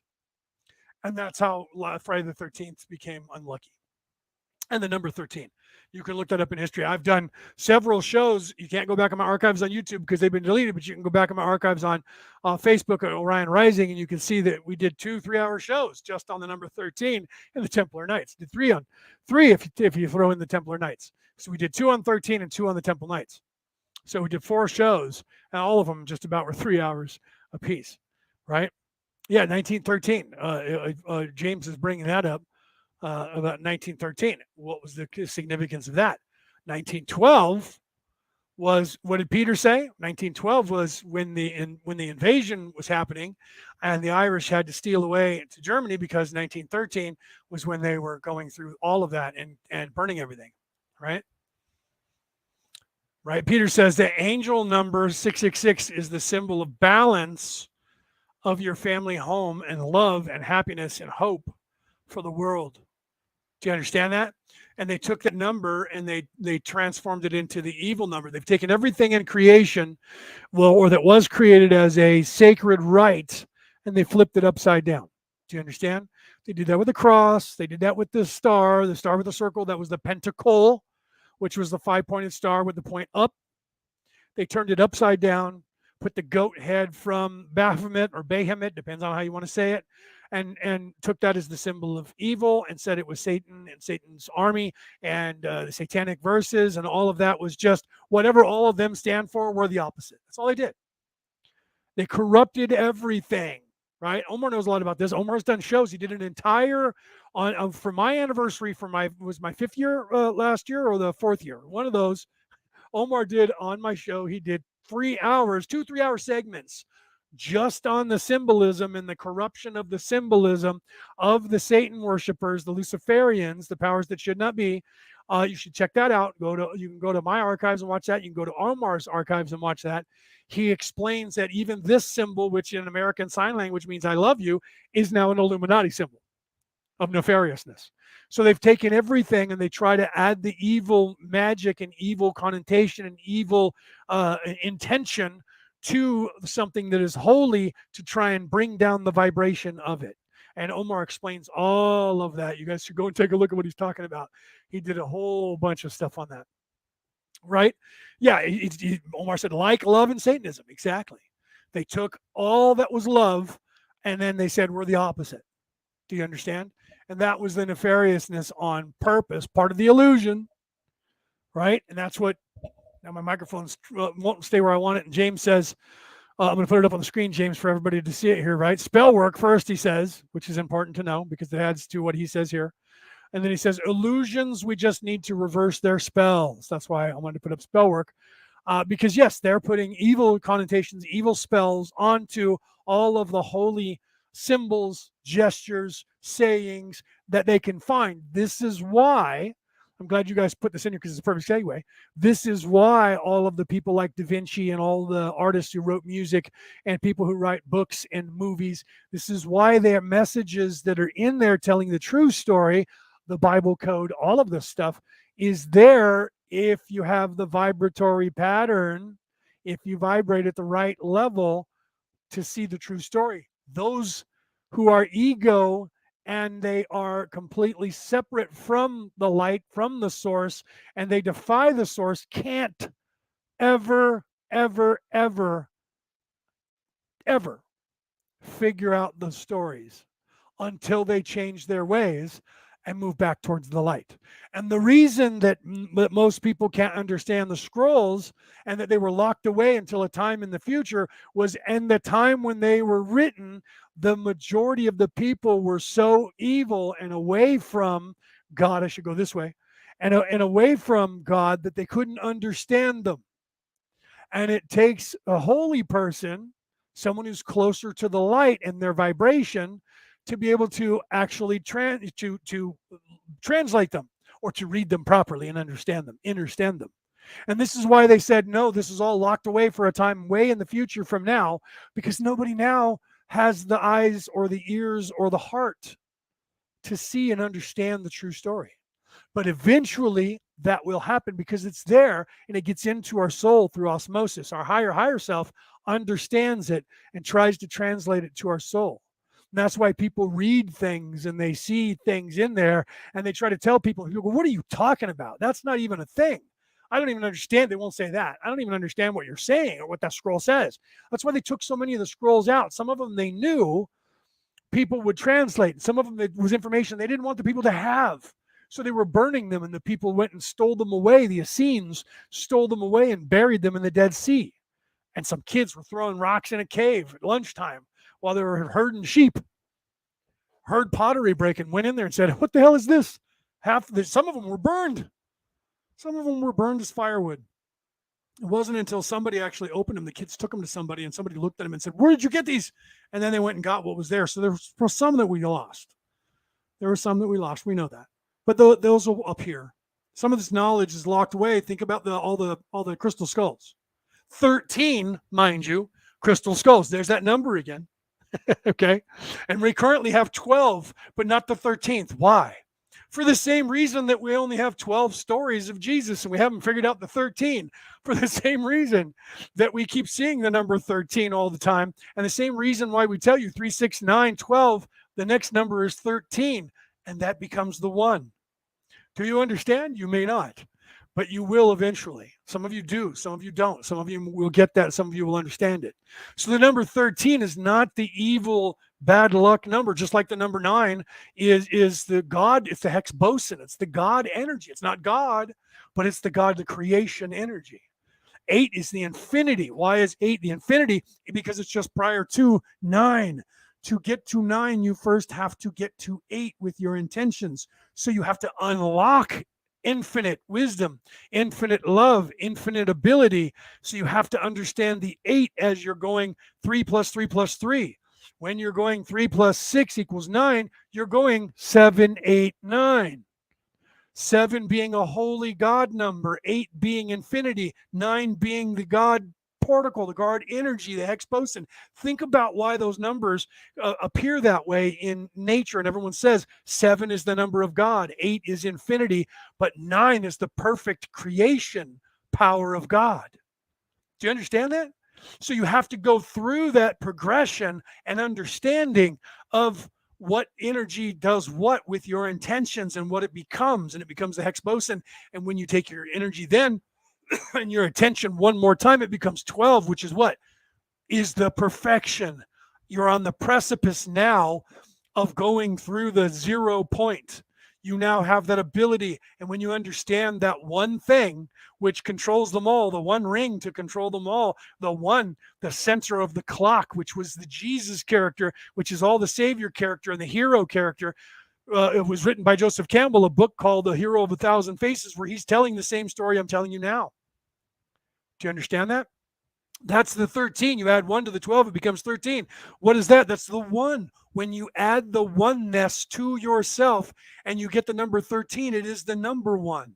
It is the 0 point. It is where the energy is the alpha and the omega, which was stolen from that knowledge. And that's why Moses believed it to be true, because the nefarious God said, I am the alpha and the omega. I am the beginning and the end. I am the creation and the destruction. But he didn't put those words down, all of them, did he? But we know that now. Okay, so that's the 0 point. 0 for female because they give birth just like the 0 dimension. This is Omar speaking. I'm going to put it up on the screen. Just like the 0 dimension. Oops, somebody said something and it moved out of the way. The 0 dimension, which gives birth to all that is. Okay, so we talked about this on Wednesday. You can't be perfect if you don't have a balance and understand the masculine energy and the feminine energy. Doesn't mean you have to become feminine and I'm going to be gay if I learn that energy. No, I can't do that. No. That's a choice that you make long before you're born anyways. Okay. So that has nothing to do with your physical corporeal body or what your sexual preference is. This is a spiritual energy that Omar is talking about. And without the motivation, though, because the energy, the feminine energy motivates the male to go and do something. Think about if you're a guy, you're motivated by women. You're motivated by what? At first, you're motivated by pussy. As soon as you understand that, as soon as your balls drop, you're motivated by pussy, and that motivates you. Everything you do in your life from that point on is trying to get back into that place you came out of, but not the one you came out of, because that's your mom. Do you understand? Unless you're like Freud and you are, and I'm pretty sure Freud had sex with his mom, probably many times. Hence the Oedipus complex. Okay, so let's get away from that crazy, from your nefariousness. But the male introducing the masculine energy is the only thing that motivates the female. The female is not motivated otherwise. If the male is not around, the female will do nothing. But and knowing that the male is going to return or the male is there motivates her, but he's only motivated by her. It's a symbiotic relationship that is the yin and the yang. Without the female, the male does nothing. Without the male, the female does nothing. So it's a symbiotic relationship that motivates the two, but only through the balance. If I'm separated in a body that I'm a male and I'm separated from the female, I have to incorporate both of those energies into myself before I can be the creator, because the creator is androgynous. Do you understand that word? Do you understand that word? Do you get that word? Androgynous means a entity that is both male and female, equal, the same. One. We are all the same way, even though we've been separated. We were separated here on purpose so that we can understand 100% both energies separate, and that we're trying to bring them back together as one. We need each other. It's symbiosis. It's a symbiotic relationship, but symbiotic. Without the feminine, the masculine dies. Without the masculine, the feminine dies. Do you understand? So the universe only works because we are both here. And some women have more masculine energy than men, and some men have more feminine energy than women. That doesn't mean that they're gay. Some of them could be, and some of them are. But even men who are gay, there's a masculine and a feminine in every relationship. Women who are gay, it's the same. There's a masculine and a feminine. One has the masculine energy, one has the feminine, but they work on a balance between the two. Relationships only work when both are harmonious with each other. Trusting, right? We talked about that on my show last week or the week before. We talked about becoming trust, taking care of yourself, doing the inner work so that you can then trust yourself by being objective. And then you are honest, and then you're open, and then you're taking care of your own shit. And that allows you to love yourself, which allows someone else to love you and allows you to love them. If the female does the same thing and you guys are both working together, and then guess what happens? You have a relationship that works and you're harmonious and it's beautiful. It doesn't matter what your physical construct is. It's a matter of what your soul took on in this reality. Do you understand? And then you're equal. That's right. James said it. Equal, equality, balance, correct balance. Do you understand? So that is the only way. Right? Omar says, I don't watch videos on Facebook, and the only reason that I'm here is because I can't find Leo's YouTube. I put it in the last show. Hold on, I'm gonna log into YouTube right now, okay, brother? And I'm gonna put it up. Hold on a second. I did that last time for people that were on Facebook that wanted to watch on YouTube. So I'll put it as soon as this thing loads and loads into YouTube here. I'll put it up for you. I'll copy and paste it, and so that you guys have it because otherwise, yeah, right. Because Omar, you're right. Omar never wants to be. My computer's being slow now. Here we go. Hold on. So yeah, Omar never wants to be on Facebook, and the only reason he's here is because you can't find my YouTube channel. It's not listed as Orion Rising, bro. It's under my name. Right, and then look, they logged me out. I gotta love that. So now I'm gonna have to do my phone and log myself in. That's hilarious that they would do that. So once that comes through, I'll copy and paste it. Let's see if it'll just log me in. If it logs me, just log me in. It didn't ask for permission. Good. The other one, it made me have permission every single time. So let me go to my channel here, Omar, and I'll copy and paste it for you in the chat. And this is where I'm live now, and all my videos will go for those of you who are watching the show who may have had to come to Facebook because my YouTube channel got taken down when I limited the access of Google, who was into everything on my phone. There's the link, Omar, in the chat. You should be able to see it. If you grab that link, that'll take you to my YouTube channel. Everybody else that is normally on YouTube, or if you are talking to anybody, Omar, or anybody out there, if you know people that are only on YouTube and they were watching me before and I disappeared, it's because I was deplatformed on that email account, and this one's my new one. Or actually, it's an old one. Another one, because I have three. I have two now, and I was posting some stuff there, so you'll see there's other videos besides Orion Rising that are there. I was starting to do the way, and I ended up just doing it on Orion Rising and talking about the way. So you'll see a bunch of videos prior to that where I'm talking about different things about spirituality, which I just transferred instead of doing it separate. I just put it right into Orion Rising and went from there doing that. Okay, so there's that. I'm going to put up on the screen again because I'm going to call this to an end here. I'm going to put up on the screen. We have coming up, here's a commercial, and I'll read this for those of you on the MP3 file. Hold on one second. I got to put my foot back up. My foot was hurting being down. My left one that I injured, that I was in the hospital and almost lost half my foot over. Friday, May 13th, 2022 at 11 a.m. Pacific Standard Time, U.S. Pacific Standard Time, 2 p.m. Eastern Standard Time, 7 p.m. GMT, and if you're in India, it'd be 4:30 a.m., so it would be the next day on the 14th. We're going to have a live interview, minimum 2-hour interview with Andrew Collins to kick off his new book, Origins of the Gods, which is going to be on shelves on the 13th, Friday the 13th. It'll be on shelves. I think you can pre-order it now, and it will only be exclusively on in that group. So you have to go to the group, which I had up here before, but now I took it down. But if you go back in the chat to the beginning, you'll see I linked it there.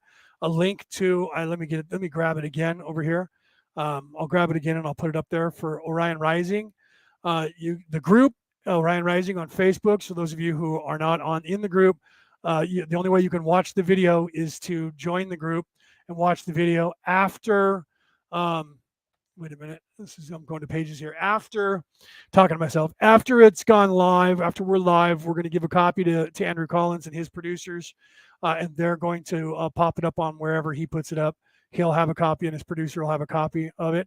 And so it'll go live so you can be able to see it if you don't join it. But the whole purpose of this is, if you look at the bottom of the screen here, it says attention. This will only be played on Ancient Aliens Worldwide exclusively. I won't be broadcasting it anywhere else. And the reason for that is that we're going to be giving away 3 of his books. The brand new book that he has that's coming out that day. If you're in the chat, we're going to have 3 separate contests, and whoever wins those contests is going to get a free book mailed to them from his producer or his I'm sorry, it's the people who made his book. They'll mail it out to you. So you have to be live, you have to be attending, and then we'll get your information via instant messenger or email, however we need to contact you, and we'll get that information to them. And then the 3 people who are going to win the books are going to win these books. After that's over, when they say it's okay, I will rebroadcast it. I'll premiere it on Orion Rising and on YouTube, my channel there, and in the different, probably everywhere. I'll premiere it. So those people, you'll be able to see it probably the next week, but it won't be live. And you won't get to participate or ask any questions because he's going to be taking questions. That's why he wants to go for a couple of hours. So we're going to be monitoring the chat and we're going to be asking questions to him. And it's going to be really cool. And that's Friday, May 13th, 2022, Ancient Aliens Worldwide. And I didn't put it up there, did I? I grabbed it and I didn't put copy. I'm here. Let me put it in the chat. So those of you, oh no, that's still the YouTube channel, right? Sorry. I thought I grabbed this and copied it, but apparently I did not. Oh, it's still the YouTube. Why is it showing the YouTube channel here? This is weird. Yeah, that's showing. I'm on Ancient Aliens Worldwide, and the URL is showing that I'm on YouTube, not on Ancient Aliens. Strange. Now it's just readjusted. That was weird. So I logged in to Ancient Aliens Worldwide, and it had the URL still stuck as my YouTube channel, even though I was on a different. I had to close that window that was YouTube to get it to actually activate. So now I'll put it up in the chat for those of you who are wanting to see it. I'm going to paste it here in the chat. But I don't think I'm broadcasting to the chat on Facebook. So I have to go back to the page.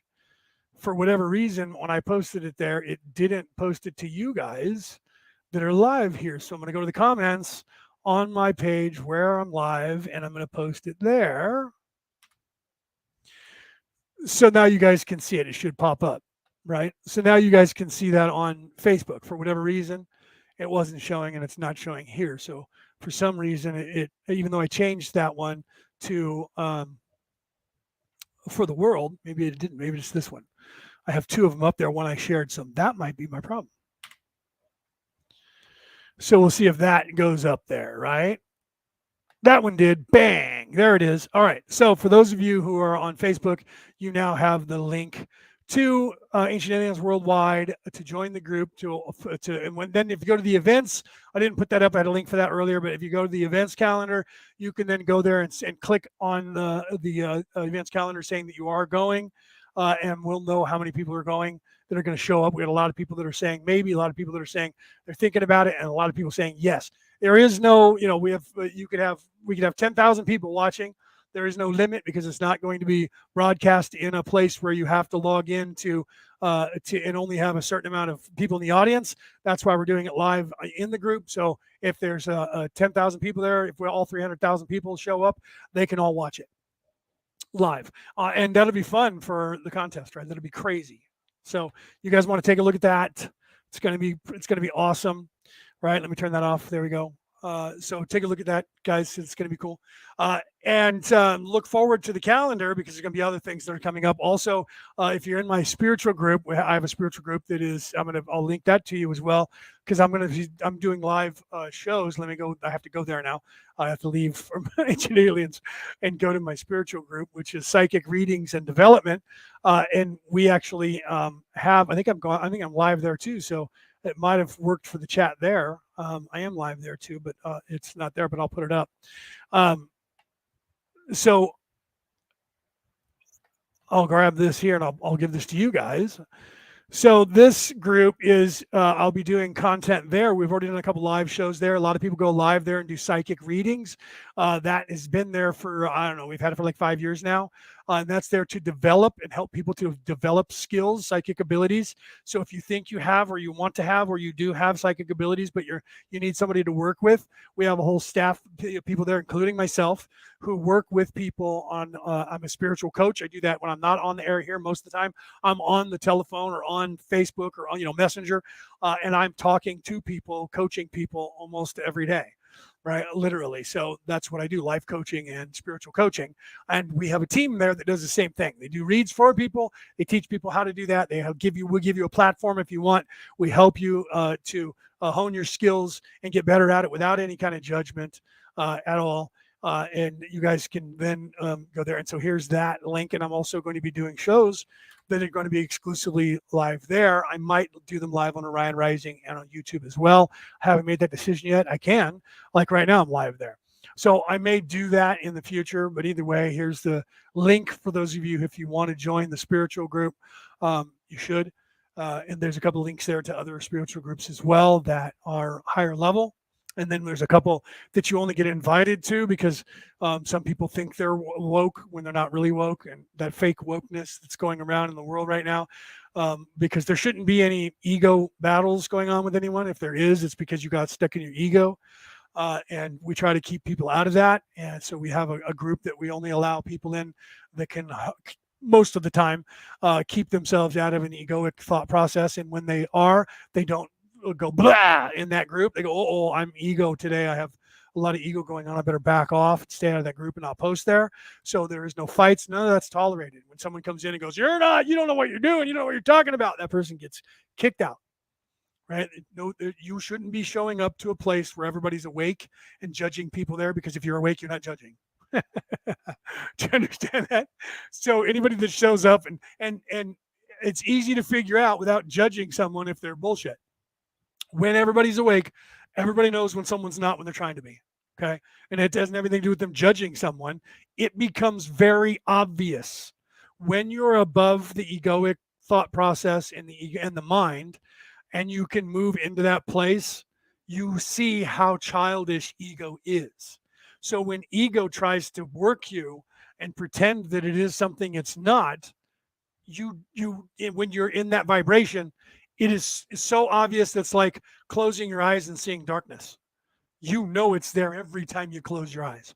It's the same thing when you're in a vibratory place that you're above that place of being held down by the ego, the external ego, all the egos that are out there that are created to keep us away from that crap. You can't see it yet. Okay, so it must be because where did you get the link from, Tony? Did you grab the link from my personal page, or did you you must have, right? Or somebody shared it. That might be why. Because if you can't see what I just posted, actually it didn't come through here, did it? I have to post it there. You're right. Hold on then. You're right, because I put it there and it's only showing on the YouTube channel, isn't it? I apologize. I apologize. Let me go back to my personal page and I'll drop it there, okay? Like I did a second ago. Now I did it there, didn't I? Yeah, but I didn't do it here. Let me see. That should come through now over there for you guys.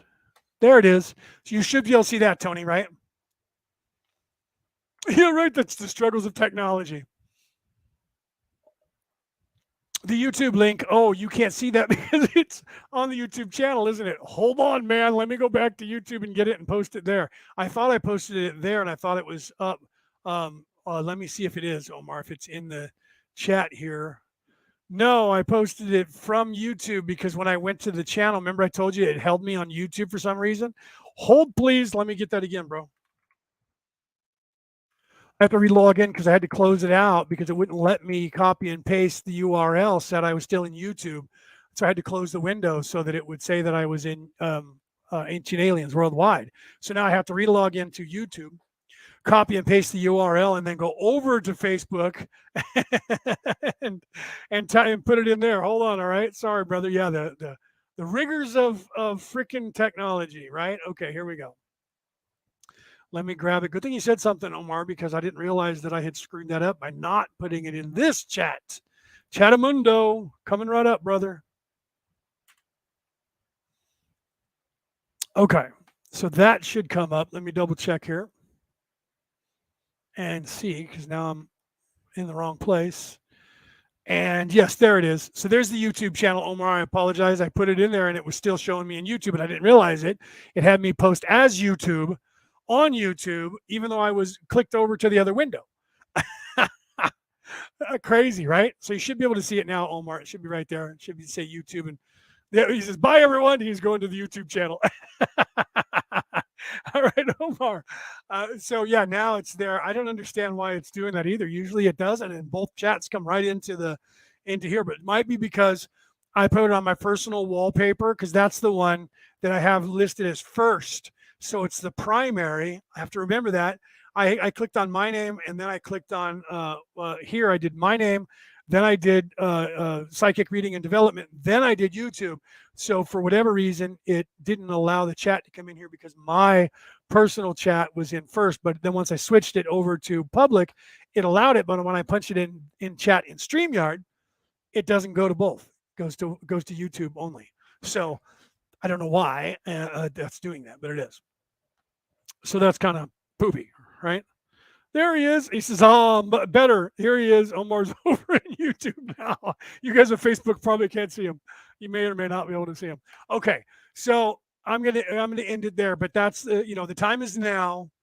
The veil is thinner, just like it is in Halloween. The veil is thin, but it's not just the veil between this reality and the dead. The spirit world. This is the realities. That is the temporal war.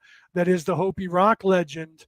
That is the choice that we're supposed to make, and that have been nefariously kept from this population. The people on this planet having graduated from here in, I know for sure 75,000 years, but I'm told more than 125,000 years, possibly longer than that. Okay. And now that time is over. The devil has run his course. The devil was unleashed on the planet for a time. That was written in the dusty old tome that was created 3,000 years ago. Okay, so they even knew about it then.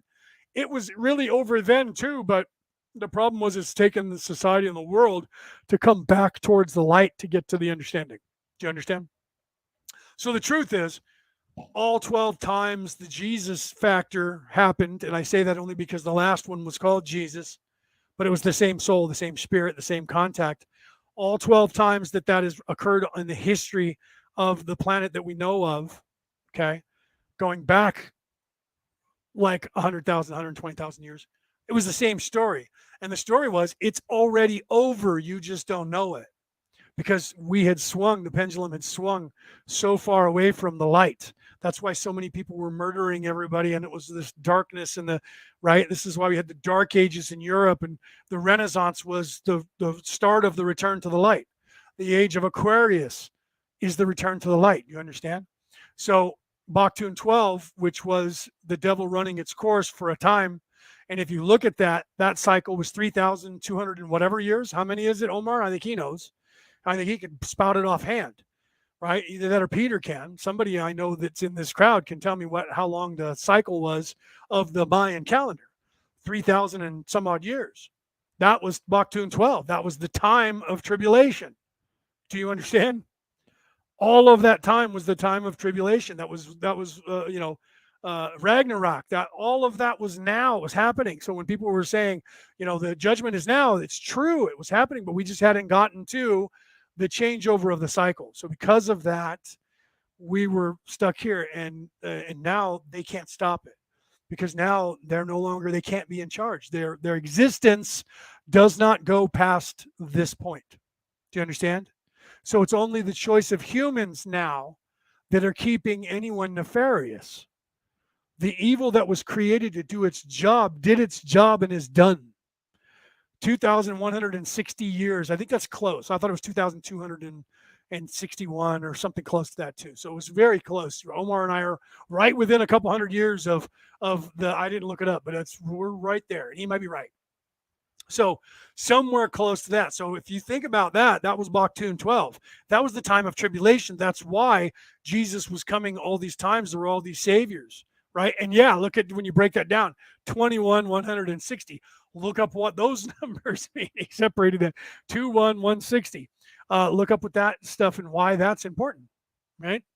So, and even if you just look at it and say 21, like the mirror image is 12, right?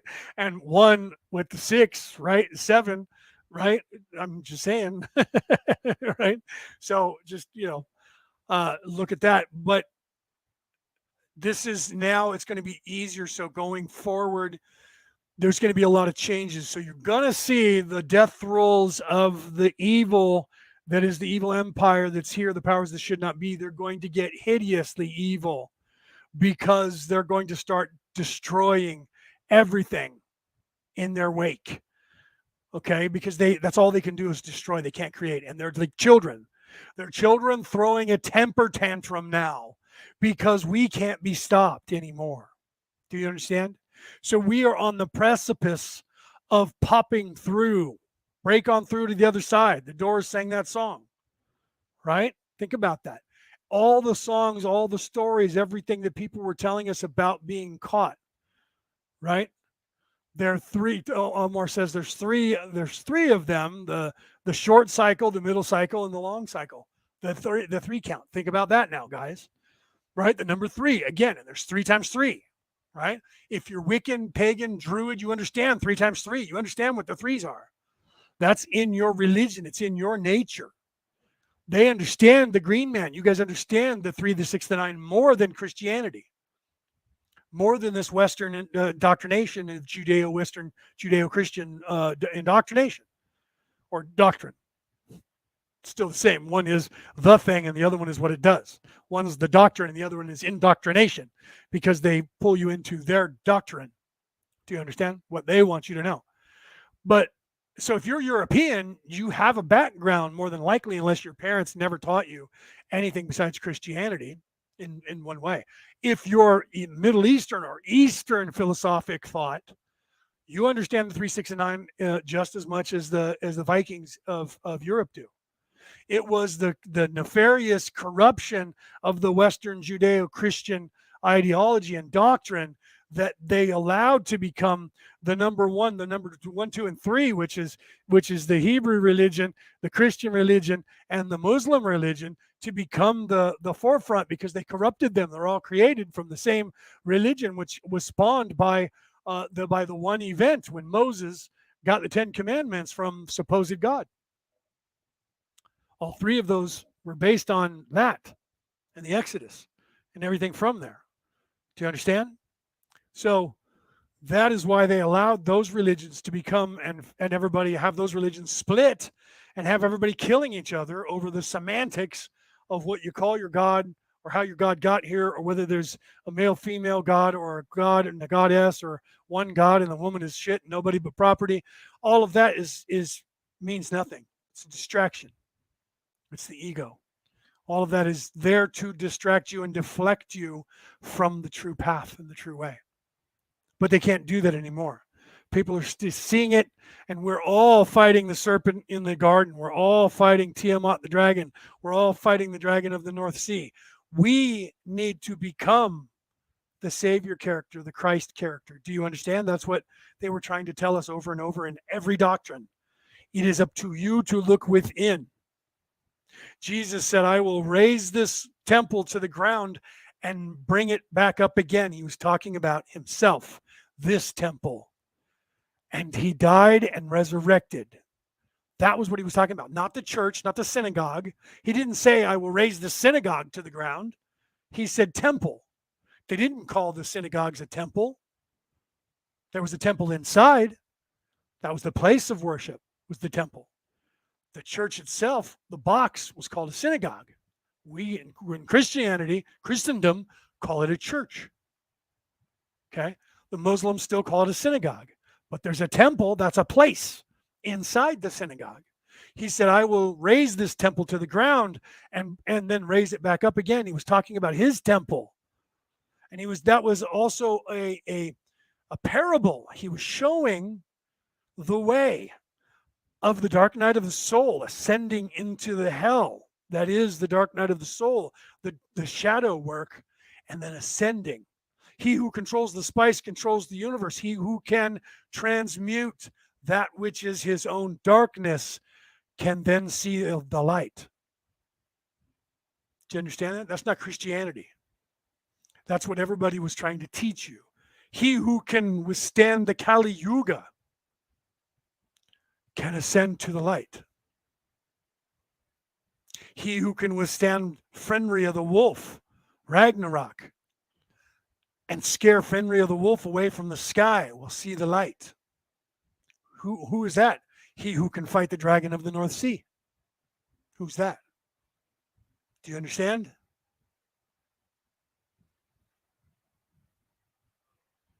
Yeah, God is within you, mister. God is all around us. God is everywhere. God is everything. God is in the mist. Peter just said that. Right? God is in everything, everyone, every breath you draw. That is the pneuma, spark of life, the breath of God. Every time you inhale, you're inhaling life from the one. Think about that. Every time you speak, if you're speaking the truth, you're speaking the word, the love of God. The word is logos. Logos means love. Do you understand? Unless you're nefarious, and then you're speaking darkness, anger, fear, aggression, ego. That's what that leads to. That's the darkness. But you have to go to the darkness. And every hero story has the hero ascend or descend into darkness and then rise up after they're beaten down and destroyed and in the hell, whatever place that is in that story that they tell you. Even they do that with the fake wrestling on TV. The hero character gets beaten down and stomped on, and he's about to be, oh no, the evil's going to win. And then guess what happens? All of the people chant and pray to him, rise up. And then he comes back and he uses the energy of all of your prayers. You don't know that's what's happening, but that's what's happening before you. And because that parody is happening, you then rise your vibration even more, and it builds into this crescendo in the audience. And that's why they do it. Vince McMahon tells the story in real life of what he's doing in that ring. He's reenacting the ascension or the descension into hell of Christ and the ascension from that to the light every single night in every single battle, and the crowd falls for it and goes right into it. And when they leave, they have this power and this belief, right? And this jubilee about themselves, not knowing that it's because they just saw a parable of the Christ, which is what we're going through. We have to become the Savior. We are the Savior we're waiting for. We are the Christ we're waiting for. Jesus is not going to return. He already came. There's no reason for him to be here. We just have to accept what happened by all of these characters. Muhammad did the same. Muhammad is not returning. He already came. Do you understand? Muhammad already came and then sacrificed himself and went to heaven. He showed us the way. You don't have to die and be beaten down like Jesus. That was what Muhammad was showing. You don't have to die. Jesus did that already for us. We don't have to die to ascend to heaven because it was done already. And that was what Muhammad was trying to tell us. Do you understand? So all of these figures and all of these religions behind the nefariousness that was tried to be painted over their story is the story of what they were doing and why. No one had to die except for the one true Savior, and that's the creation, the Creator. Do you understand? After that, we just have to accept it. That's the way. We just have to do it. Transmute that power, that light, that love within us, that spice, the spark. He who controls the spark controls the universe. He who controls the spice controls the universe.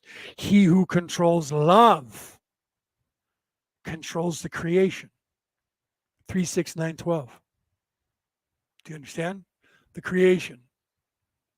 He who controls that controls the universe. And you can't control it. That's the problem. It's not to be controlled. It's to be experienced. And nefarious ego-ness only can control. So they think that you have to control a thing to be the thing, and that's not the truth. You have to witness a thing to be a thing. You have to love a thing to be a thing. So if you're going to be a being, human being, you have to have light and love. That's why people say, "The love and light." They're not just saying that. Peace be with you. And also you. Assalamu alaikum. Alaikum salam. Do you understand? Those words mean the same. They mean the same words. They are the same words, spoken in a different language. Right? Peace be upon you, and also you. That is what that translates to. Do you understand that? Okay. So Now that I've gone on for half an hour, I was gonna leave at 6, but 6:30 is good. I love you guys. You guys all know that. Share this out. Share this information out. I'm not the only one who's telling you this. It's not something that I just figured out and that I own. It's not. They're talking about it all over. On Wednesday, a person said, "What's with the 18th of April?" And I was like, "Hold on, let me look it up." Oh, that's the full moon. That's the gate opening, and it's actually the 16th. And now they're saying the 18th because I said that in the beginning. Whenever they have a date where the full moon is supposed to be, it's usually a couple of days past that, and that's because it waxes and it takes a while to wane. So it is full for almost 48 hours from its apex, or in the middle of the apex, 24 to 24. So the 16th through the 18th is the apex of this full moon, and that is the opening and the beginning of Baktun 13. Do you understand that? And that's because now we just passed the beginning of the cycle of this world. Do you understand? The last full moon was the beginning of this world's year cycle. This full moon is the beginning of the calendar, because before that, we were in that space in between from the end, which ended in December, which is not the end of the regular calendar, but begins in this part of the year in March. So this is the second full moon of the new year, which starts the new welcome to the beginning of the age of Aquarius. Do you understand? So that's this day. If you're already on that place of because most of the planets already past midnight, right? Except for the United States and Canada and South America. We're the only ones that's not into tomorrow already. Right? Actually, England is close too. You guys are up there. All right, guys. I love you. Have a great weekend. If you're Catholic or Christian, this is Good Friday, and Sunday is Easter. I don't celebrate that anymore. When a friend of mine asked me what I was doing for Easter, I said nothing. Jesus wasn't really resurrected then. He didn't really die on Friday. That's just for the church changed to get all of us that were Vikings and underneath their wing and into their church. And so they changed it. But that's not important. The dates aren't important. That's why I tell people it's not that important. The dates aren't important. It's what the cyclical nature of not just this planet, but recognizing the cyclical nature of this planet and our solar system and this universe helps you to understand the cyclical nature of the universal mind that is. Okay. That's why they try to keep our past from us. Not just the knowledge that we were something other than we are now, but they don't want us to understand how the world works, how any of this works. They want us oblivious to it and just worship the sun every day that it comes up. Yay, we have light. That's part of it. All right, guys. I love you guys. Have a great day. Happy Easter to anybody who's Christian. And may your God go with you, right? And keep your God in your heart, because that's where your heart chakra, that's the creation. Love yourself. Love everyone else. Have a great weekend. I'll see you guys next time.